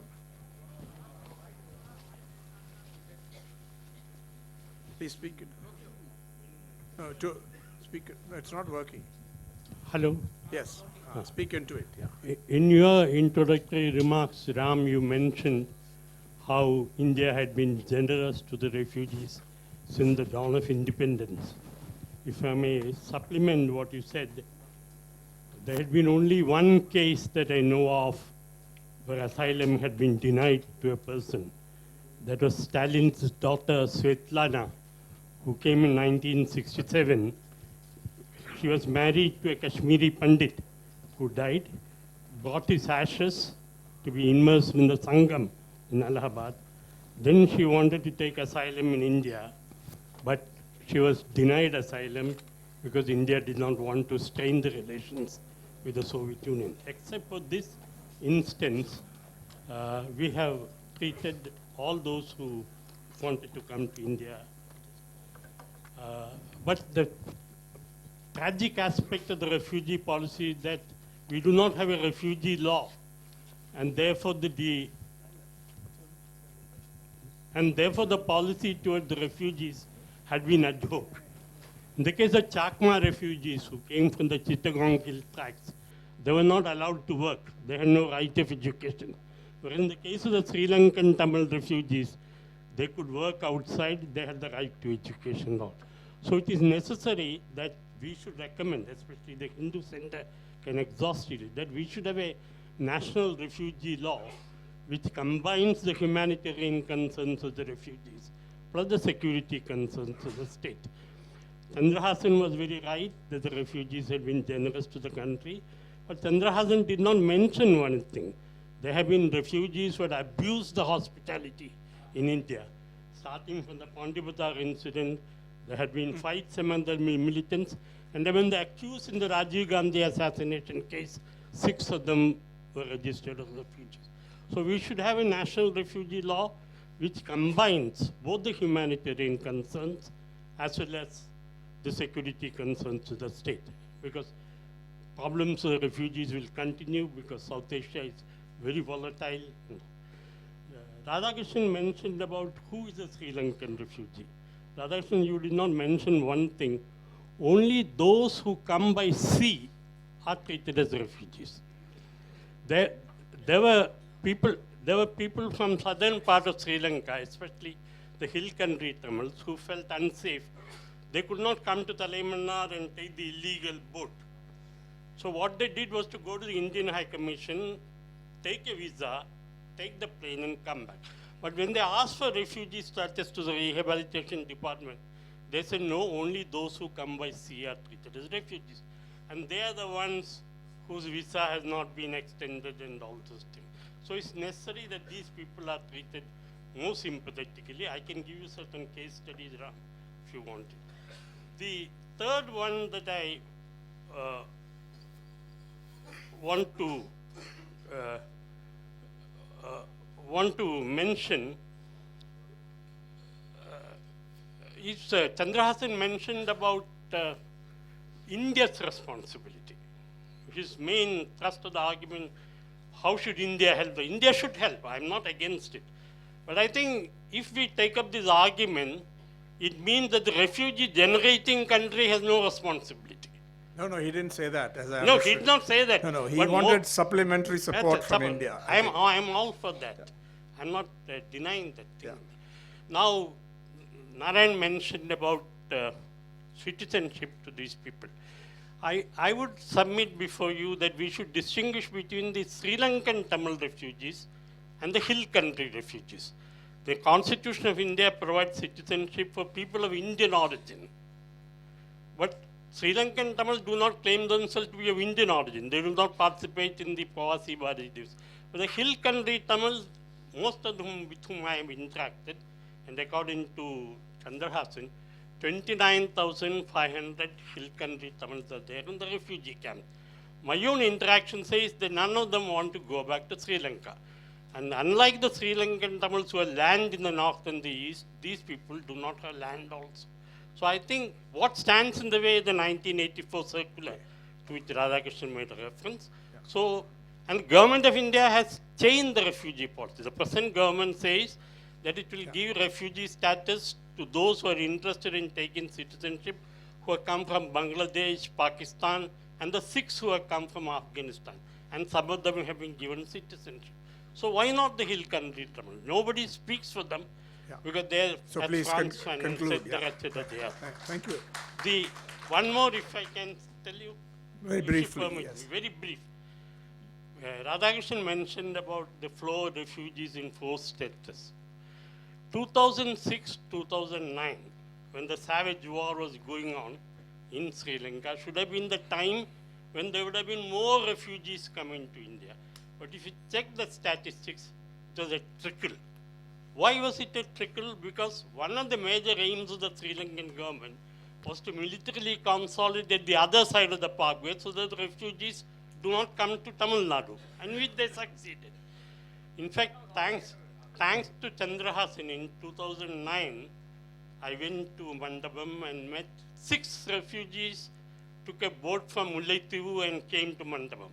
4 of them died on the way because of lack of drinking water, and 2 of them were there whom I met, and they said that every Tamil who is caught between the lion and the tigers, the savage army and the equally savage LTT, would have loved to come to India as refugees. But because of the policy of various other things, I don't want to go into detail, Fine.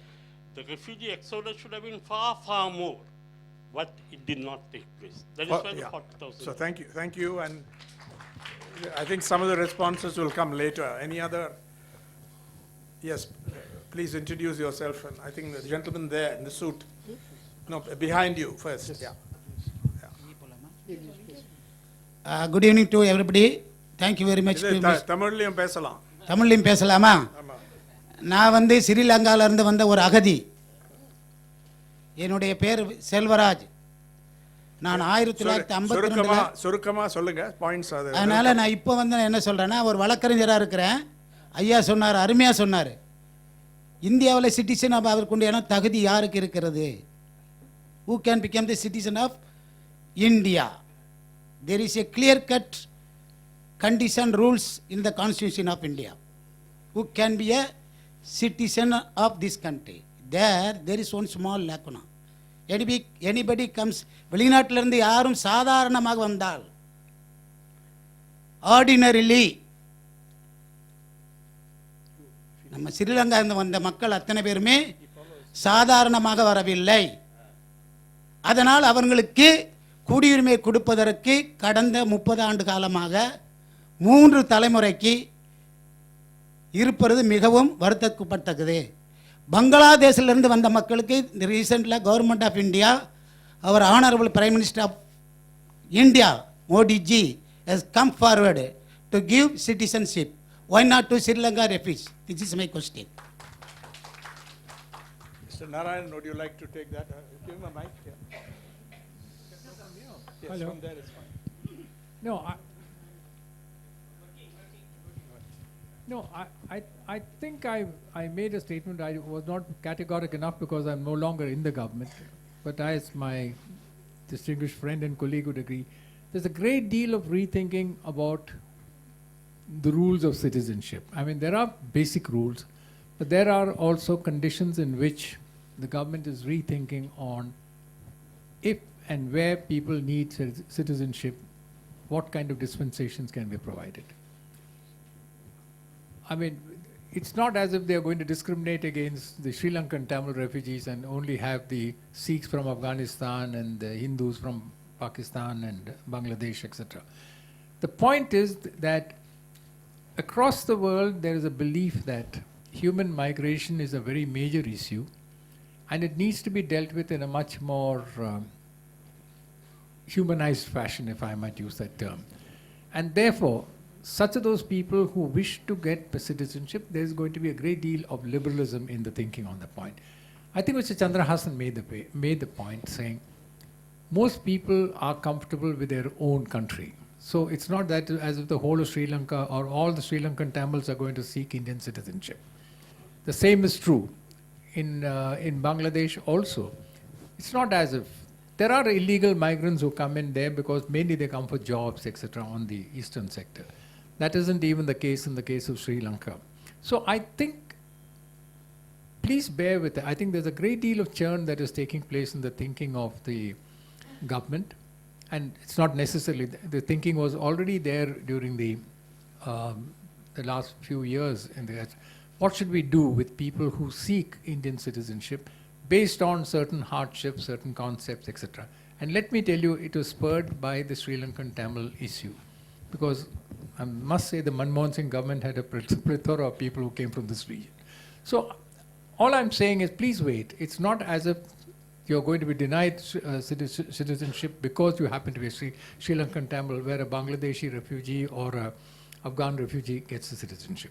So, I mean, I can't give a commitment because I'm not there in power, but the fact of the matter is, irrespective of whichever government is in power, there is an inexorable pace at which change is taking place, and citizenship will fall into that ambit. Thank you, Mr. Chandrahasan. Would you like to respond on behalf of your people and how you?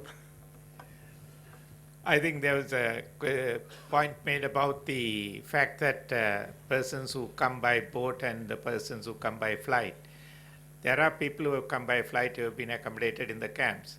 I think the process of persons who are overstaying are those who left the refugee camp, lost their registration in the camp. And there too, the government of India has been kind enough to come out with a governmental order, which says one-time exemption and a pardon can be granted. Unfortunately, that mechanism has not begun to work, because the state government also has to have the public secretary to function with that team. The mechanism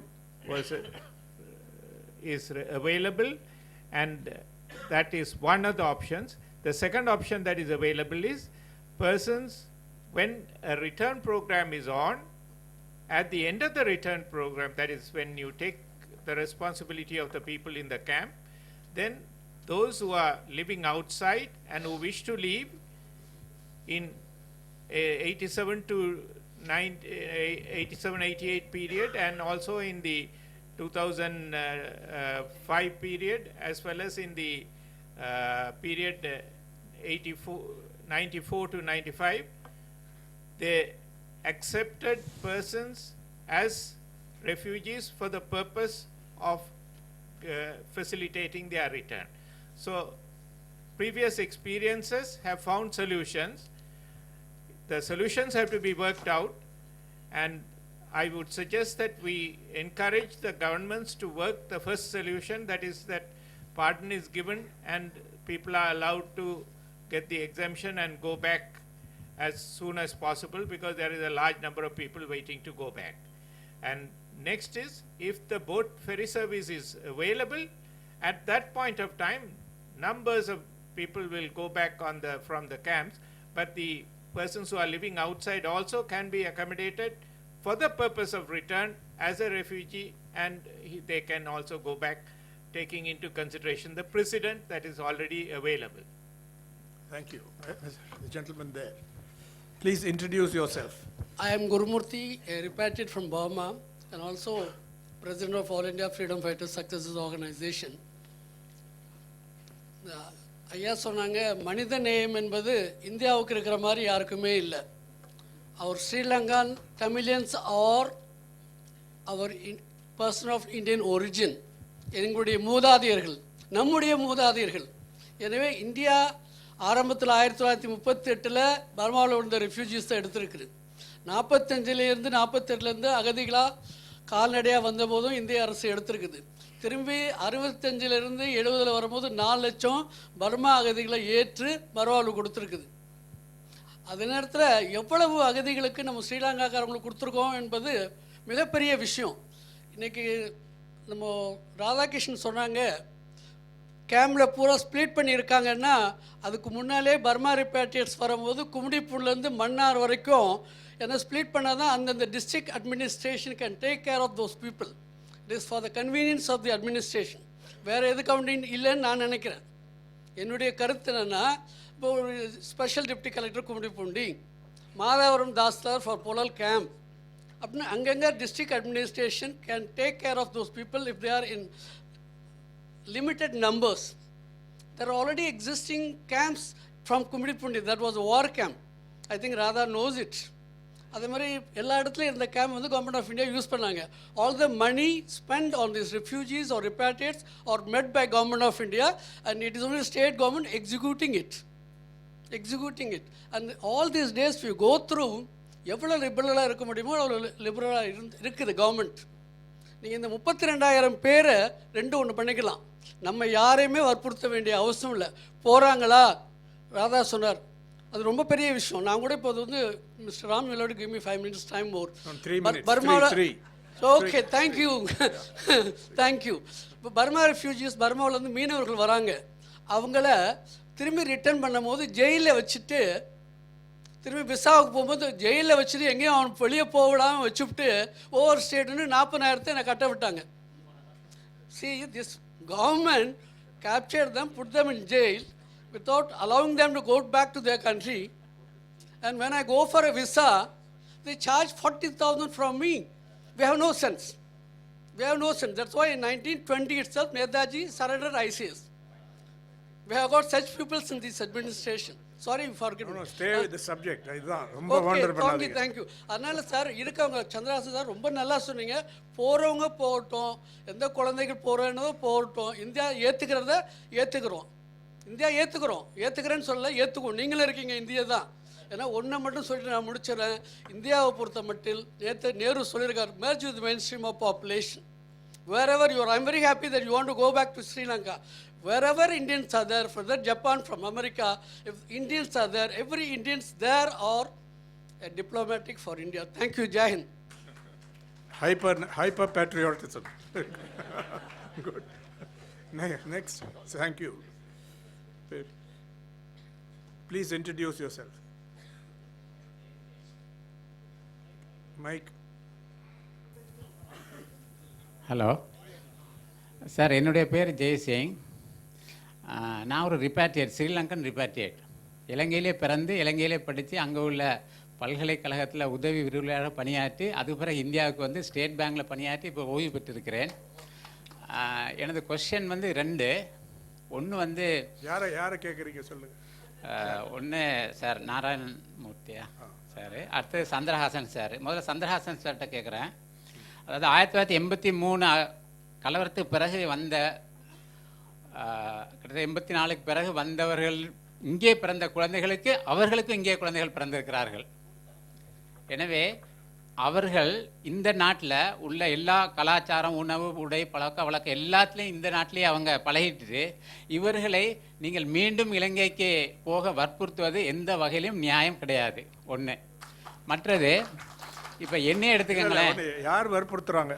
இல்லை, அதாவது sir சொல்லும் பொழுது நாம் இலங்கைக்கு போவோம், நம்முடைய இடங்களை மீட்டெடுப்போம், நாம் இலங்கையில் குடியேறுவோம், நம்ம இதுக்கு போகணும்னு சொல்லி ஒரு மறைமுகமாக அவர் ஒரு கருத்தை சொல்கிறாரு. ஏன்னா நான் இலங்கையிலேருந்து வந்துட்டு இன்னும் எனக்கு இந்திய கலாச்சாரத்துலேயும் இந்திய உணவு வகையிலையும் இந்திய நடை உடைப்பாலையும் என்னால் இந்த நாட்டில் என்னால் அதாவது ஐக்கியமாக முடியலை. எனவே இங்கே பிறந்து வளர்ந்து இங்கே திருமணமானவர்கள் எப்படி திரும்ப இலங்கைக்கு போய் அந்த மக்களுடன் புதிய ஒரு கலாச்சாரத்தில் அவர்கள் வாழவே முடியாது. எனவே அவர்களை நாம் வந்து இந்த நாட்டில் பிரஜா உரிமை வழங்குவது தான் நியாயமானதாக இருக்க முடியும். அடுத்து இன்னும் 2வது கேள்வி சார், சூரியநாராயணன் சார் சொன்னதை ஒட்டி நான் சொல்ல விரும்புகிறேன். என்னென்னா, ஸ்ரீமா சாஸ்திரி உடன்படிக்கை 1964, 1974 ஸ்ரீமா இந்திரா உடன்படிக்கையின் கீழே 6 லட்சம் பேர் இந்தியாவுக்கு வரணும். அதான் அந்த உடன்படிக்கை. 3 லட்சம், அதாவது 3.25 லட்சம் பேருக்கு இலங்கை பிரஜா உரிமை கொடுக்கணும். அந்த 3.25 லட்சம் பேருக்கு இலங்கை பிரஜா உரிமை கொடுத்து விட்டது. ஆனால் இந்தியாவுக்கு 6 லட்சம் பேர் வரவே இல்லை. 6 லட்சம் பேர் இந்தியாவுக்கு வரல. எனவே 6 லட்சம் பேருக்கு இந்தியாவில் பிரஜா உரிமை கொடுக்கலை. இப்போ சூரியநாராயணன் சொன்னது போல் இந்த அகதிகளாக வந்தவர்களில் 29,500 பேர் இந்திய வம்சாவளியினர், தோட்டப்பகுதியை சார்ந்தவர்கள் இங்கே வந்திருக்கிறாங்க. உதாரணமாக, நான் இந்திய பிரஜையாக இந்தியாவுக்கு வந்துட்டேன். என்னுடன் சேர்ந்த எனது மனைவியின் உடன் பிறந்தவர்கள் ஒரு 6-7 ஃபேமிலி பேர் திருநெல்வேலியில் இருக்கிறாங்க. அவங்கள இன்றைக்கி இலங்கை போக சொன்னீங்கன்னா அவங்க எங்கேயுமே போக முடியாது. அவங்க எங்கே இருந்தாங்கன்னு அவங்களுக்கு தெரியாது. அவங்களுக்கு வீடு கிடையாது, இடம் கிடையாது, நிலம் கிடையாது, எதுவுமே அவங்கள்ட்ட இல்லை. எங்கே அவர்கள் போவார்கள்?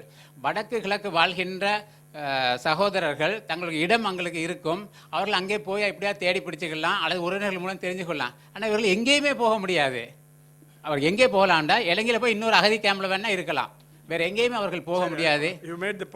எனவே அவர்களுக்கு கண்டிப்பாக இந்திய பிரஜாவுரிமை கொடுப்பதுதான் எல்லா வகையிலையும் பொருத்தமாக இருக்கும். சரி, Chandrahasan, challenge to you.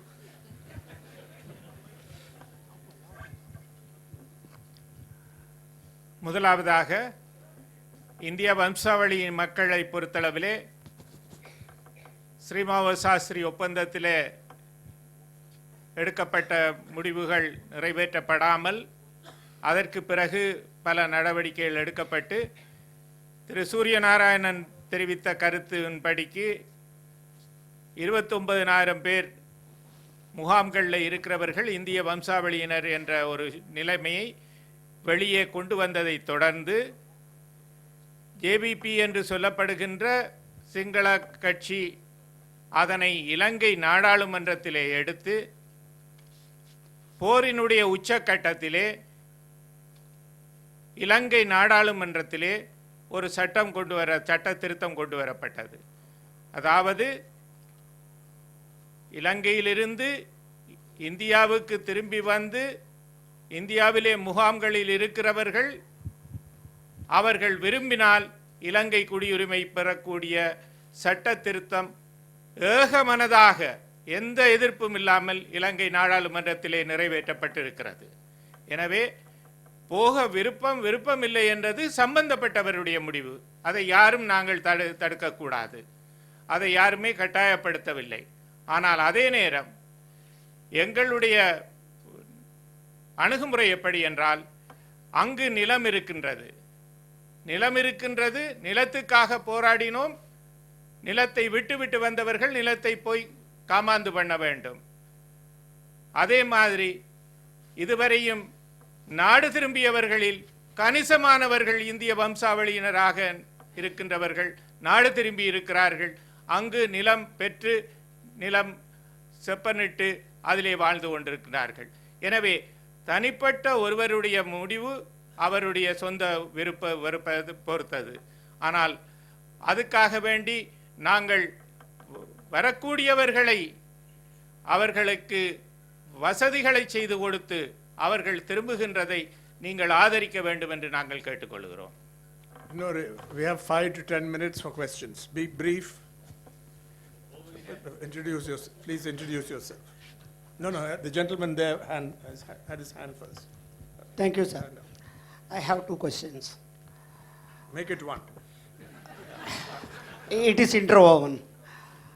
My name is Sedumalai. I am an engineer by profession and a civilized citizen of this country. I don't mince with words as academicians. My question is, India, the so-called democratic country, is not a signatory for the refugees by UN on conventions. So I cannot take the yardstick here. But here, when you compare the Tibetan refugees and the Sri Lankan Tamils refugees, there seems to be a negative discriminatory approach by the Indian government. I am forced to tell this because it was done with a rosy picture, as if the Indian government treated the refugees. Because the treatment of the refugees by the Indian government is an indicator how it is going to approach the refugees citizenship problem and the rehabilitation. So I would like to ask you. No, what is the discrimination? We have not understood. So the Tibetan refugees were treated very well, far from what has been done to the Sri Lankan refugees. I have been to the camp near Virudhunagar. Okay. So the way the rosy picture is shown here, as if the Indian government was generous to treat the Sri Lankan citizens, according to me is not right, and it can be disputed by you. My question is, they must be given citizenship if they want it. No law can be a bar for them to give the citizenship. Okay. Radhakrishnan, respond. And one more thing, he has already, I want to pick up the thread from your statement. He said the younger refugees who are grown in this soil have resentment not only against the Sri Lankan government. It is not complete. I think it will be a supportive thing for my statement from your statement. I got it. Be brief. The first thing is that the Tibetan refugees and the other refugees cannot be compared with the Sri Lankan refugees, mainly because a lot of militants also came into the picture when you talk about Sri Lankan refugees. Hence, they were initially quarantined into camps, and then you had separate camps for, as I mentioned, EPRF and all that. That was the historical context for keeping them in camps and not letting them out. Your second question is the resentment towards India, naturally. I mean, that's what I implied there. It's not only, the second generation does not know Sri Lanka at all. So if they are in a stifling atmosphere, obviously the resentment will be towards India, and that needs to be addressed. That's what I tried to tell you. I wish to point out that both sides have been brought out. One, the grievances, the shortcomings, etc., in that report, in the presentation, as well as the factors that that account for this. And on the other side, from the inside, so to speak, Chandrahasan brought out the difference, the qualitative difference. It's not just the material facilities provided and so on. They are important, but as important is the attitude, the willingness, the solidarity, if you like, that people have extended, and the governments also, both central and state governments, over time, whatever be the shortcomings. And Mr. Narayanan presented us a dispassionate account, as I understood it, or contextualizing it in policy terms, and also made some comments on practical issues. So you cannot say that this was you implied that this was a propagandistic exercise presenting a rosy picture. That is not what I got out of it. The issues, the challenges were approached from many sides so that we enhance our understanding. That's the purpose of this whole meeting. So you may have a particular experience and we respect your point of view, but you certainly can't assert that what came out of this meeting is just a rosy picture which is not connected with reality. That's my observation in defense of the presentations made and the views presented. And I think most people would agree with it, don't you? Yeah. A couple of questions. We can have two more before Mr. Chandrahasan, the comments he wished to make, he will make briefly, if they have not already been commented. எனது பேர் செல்வி சூரியகுமாரி. நான் இந்த நிறுவனத்தினுடைய அடிப்படை உறுப்பினராக இருந்து இங்கே பணியாற்றி 21 வருடத்துக்கு பிறகு இலங்கை சென்று இப்போ இலங்கையில் நாட்டுக்கு திரும்பி வருகிற அகதி மக்களுக்கே பணி செய்கின்றேன். இதில் பல கருத்துக்கள் கேள்விகளிலே சொல்லப்பட்ட விஷயங்களுக்கு நான் ஒரு சில உண்மை நிலவரங்களை ஒரு சுருக்கமாக சொல்ல விரும்புகின்றேன். ஒன்று, இங்கே இருக்கின்ற 29,000 மக்கள் அகதி மக்களிலே 29,000 பேர் இந்திய மக்கள். அவர்களுக்கு நிலமில்லை என்று சொல்லுவதற்கு முதல் என்னுடைய பதில், இங்கே இருக்கிறவர்கள் அகதி மக்கள், அவர்கள் இலங்கை அகதி மக்கள். அவர்கள் இந்திய தமிழர்களா என்ன நாங்கள் பிரித்து பார்க்கவில்லை. அவர்கள் இந்திய தமிழர்களா, யாழ்ப்பாணத்து தமிழர்களா, கிளிநொச்சி தமிழர்களா, முல்லைத்தீவு தமிழர்களான்னு நாங்கள் பார்க்கவில்லை. தயவுசெய்து இந்த பிரதேசவாதத்தை திரும்பவும் இங்கே எடுக்க வேண்டாம். எங்களை நீங்கள் ஒரு மனிதர்களாக பாருங்கள். எவ்வளோ காலம் எங்களை கட்டி காப்பாற்றி வந்திருக்கிறீர்கள். ஐயா அழகாக சொன்னார், நாட்டுக்கு திரும்பி வருகின்றவர்களை இந்திய அரசு எங்களுக்கு இங்கே செய்கிற உதவியை அங்கே கொடுத்தால் அவர்கள் தங்களுடைய வாழ்க்கையை தங்கள் கையில் எடுப்பார்கள். மயூரனுடைய கதையை சொன்ன பொழுது, மயூரன் முதல் ஏர்போர்ட்டில் இறங்கி இமிக்ரேஷனை தாண்டி போய் பார்த்தது ரீசெட்டில்மெண்ட் மினிஸ்ட்ரியை. ரீசெட்டில்மெண்ட் மினிஸ்ட்ரியில் செக்ரட்டரியாக இருந்தவர், அவரை இருகை கூப்பி வரவேற்றவர். அது இலங்கை அரசு இந்த புதுசாக வந்த அரசினுடைய எடுக்கின்ற ஒரு நிலைப்பாட்டை காட்டுகின்றது. ரெண்டாவது, அவர் என்னை அலுவலகத்துக்கு வந்த பொழுது அவர் எனக்கு சொன்ன முதல் தகவல், மிஸ் நான் ஐ அம் நோ மோர் ரெஃப்யூஜி. அவர் சொன்ன வார்த்தை, ஒரு யங் பாய் அவர் இங்கே 8 வயதில் இருந்து இங்கே சாம்பாரும் சோறும் சாப்பிட்டு, அவருக்கு இப்போவும் சாப்பிட்டு முடிஞ்ச பிறகு இரசம் வேணும். ஏர்போர்ட்டில் இறங்கி ஹோட்டலுக்கு கூட்டிக்கொண்டு போகும் பொழுது, வீட்டுக்கு கூட்டிக்கொண்டு போகிற வழியிலே பசி என்று கேட்ட பொழுது அவர் மிஸ் நான் சாப்பாட்டுக்கு கடைக்கு போகணும். சாப்பாட்டு கடையில் போய் அவர் கேட்ட முதல் கேள்வி, சாப்பிட்டு முடிஞ்ச ரசம் தர மாட்டாங்களா அப்படின்னு அவருடைய பழக்கம். அப்படி பழகின மயூரன் இன்றைக்கு என்ன சொல்லுகிறார், நாட்டுக்கு மக்கள் திரும்பி வந்தால் இந்த சந்தர்ப்பத்தில் மற்றவர்கள் சேர்ந்து அவர்கள் வாழ்க்கை நல்லாவர். எங்களுக்கு மதுரை மாவட்டத்தில் இருந்து சென்ற ஒரு குடும்பம் ஐயாவுக்கு ஒரு கடிதம் எழுதி வைத்து, அவர் இறக்கும் முதல் அவருக்கு ஒரு கடிதம் எழுதி வைத்திருக்கிறார். அவர் கிளிநொச்சி மாவட்டத்தை சேர்ந்தவர். அவர் 77ஆம் ஆண்டு இனக்கலவரத்துக்கு பிறகு கிளிநொச்சியிலே குடியேற்றப்பட்டவர். அவர் நீங்கள் சொல்கிற மாதிரி மலையக பின்னணியை கொண்டவர், ஆனால் இலங்கையர்.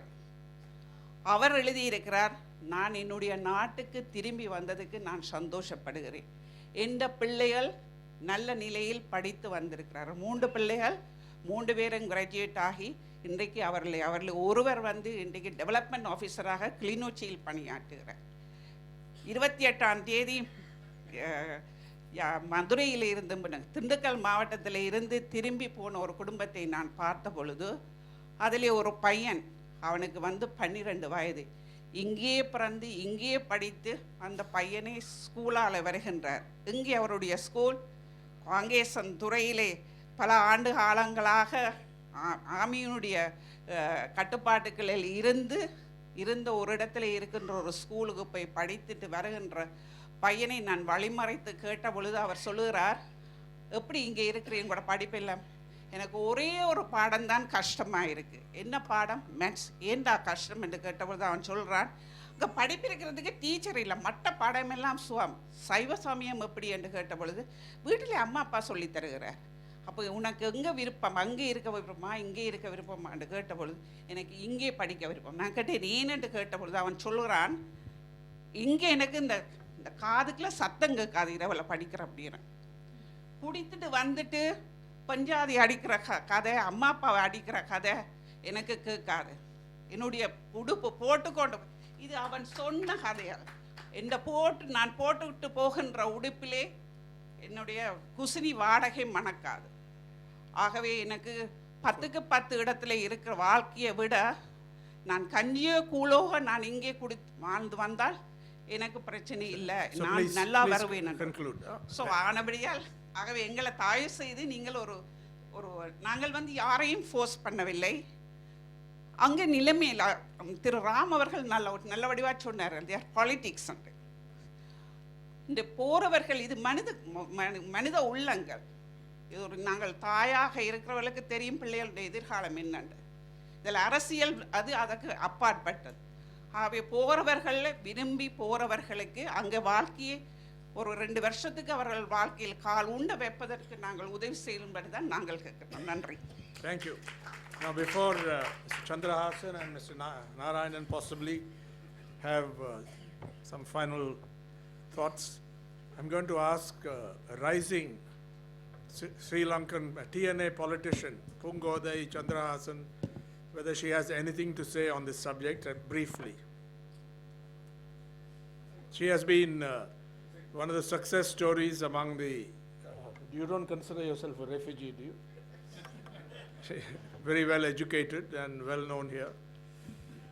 You've done rather well, haven't you? Yeah. The only point I'd like to make is that, well, you know, we are going back to a parliamentary process now and trying to get back the rights of the Tamils. But to do so, we do need to have that many Tamil voters to be able to vote that many Tamil MPs. So one of the reasons why we need people to go back, we need the diaspora to come back, is when, you know, we're all saying now we want the rights of the Tamils, but ultimately now we have to get it through a parliamentary process. To do that, we have to have those members of parliament elected. Right now, we've gone down to 16 members of parliament. And if the diaspora comes back, if people come back, then we will have more. And unless we are able to do that, how are we going to get our rights at the end of the day? We are becoming a smaller and smaller minority. So that's one point I'd like to make. Thank you. Chandrahasan, final thoughts, couple of minutes. I must thank the Hindu Center for this opportunity because it has given us an opportunity to discuss, and the process of discussion brings out so many issues which will help us in taking the process forward. Ultimately, it is the individual decision of the concerned person. We give the best opportunity for a person to make the proper decision, and that is the bottom line of this. So please do not feel that anyone is going to be forced. We would persuade, but it's the decision of the person concerned to do what is best for him. Now, in the context of the fact that why did we become refugees, you'll always remember we fought for our rights.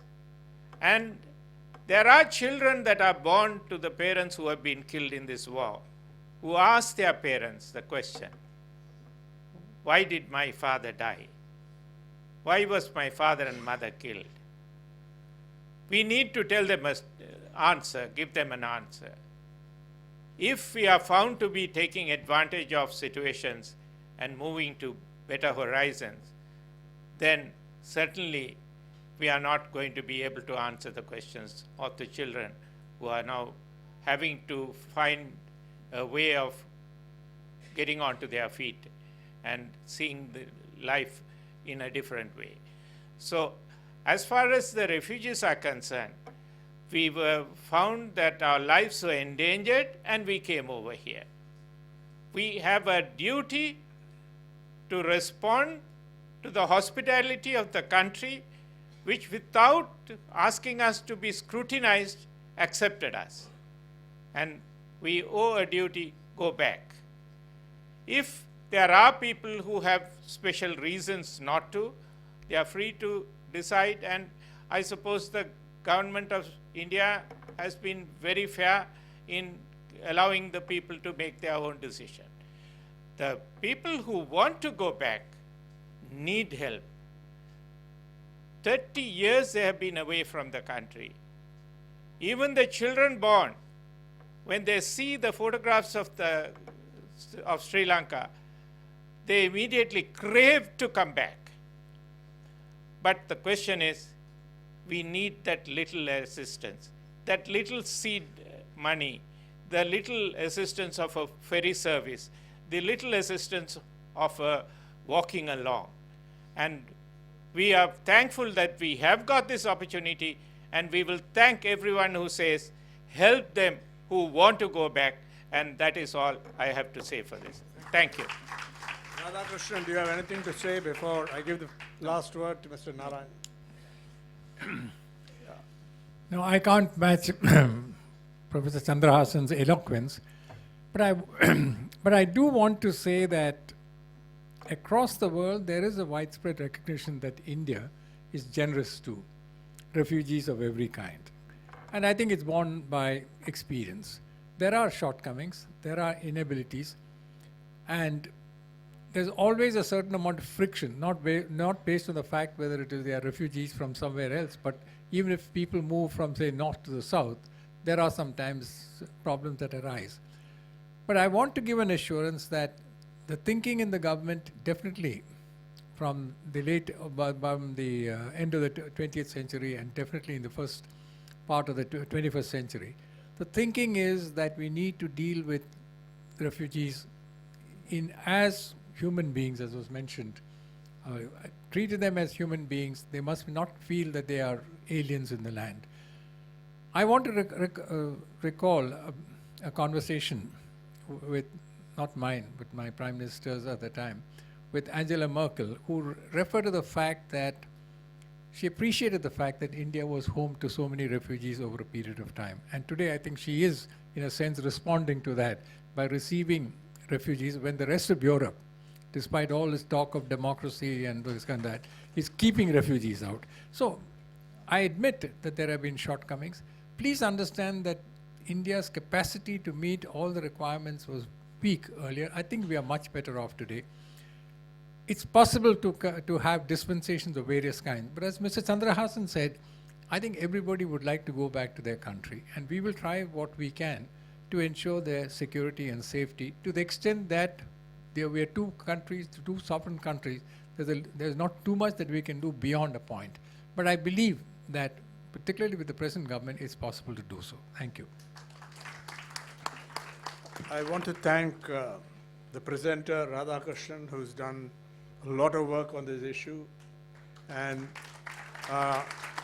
two special speakers, Mr. M.K. Narayanan and Mr. Chandrahasan, who had tremendous experience bearing on this question, backed by a lot of reflection and a sense of justice. I think that's the most important.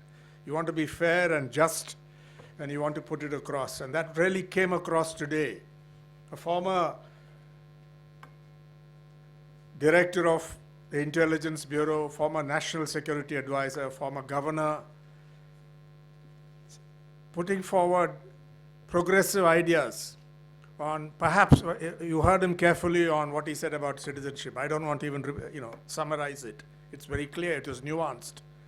But indicating hope and indicating that we can attend to whatever deficiencies that remain.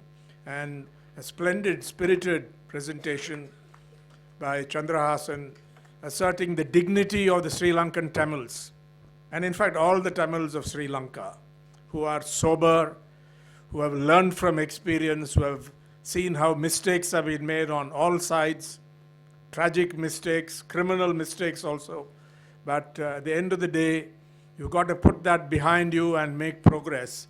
And he has boldly indicated the way forward according to his experience, what he's learned from his experience and his reflections, his studies, the conditions. So I think most of us feel that it has been a very worthwhile 2 hours plus. Some of you came much before that, and we thank you for that. And I'm very appreciative of the fact that here we have a group of people from varied experiences and walks of life who are seriously engaged with this issue. Otherwise, you couldn't have possibly sat through this whole event. So I want to thank you for that and hope that you'll come to our other events we are going to organize in future. So thanks.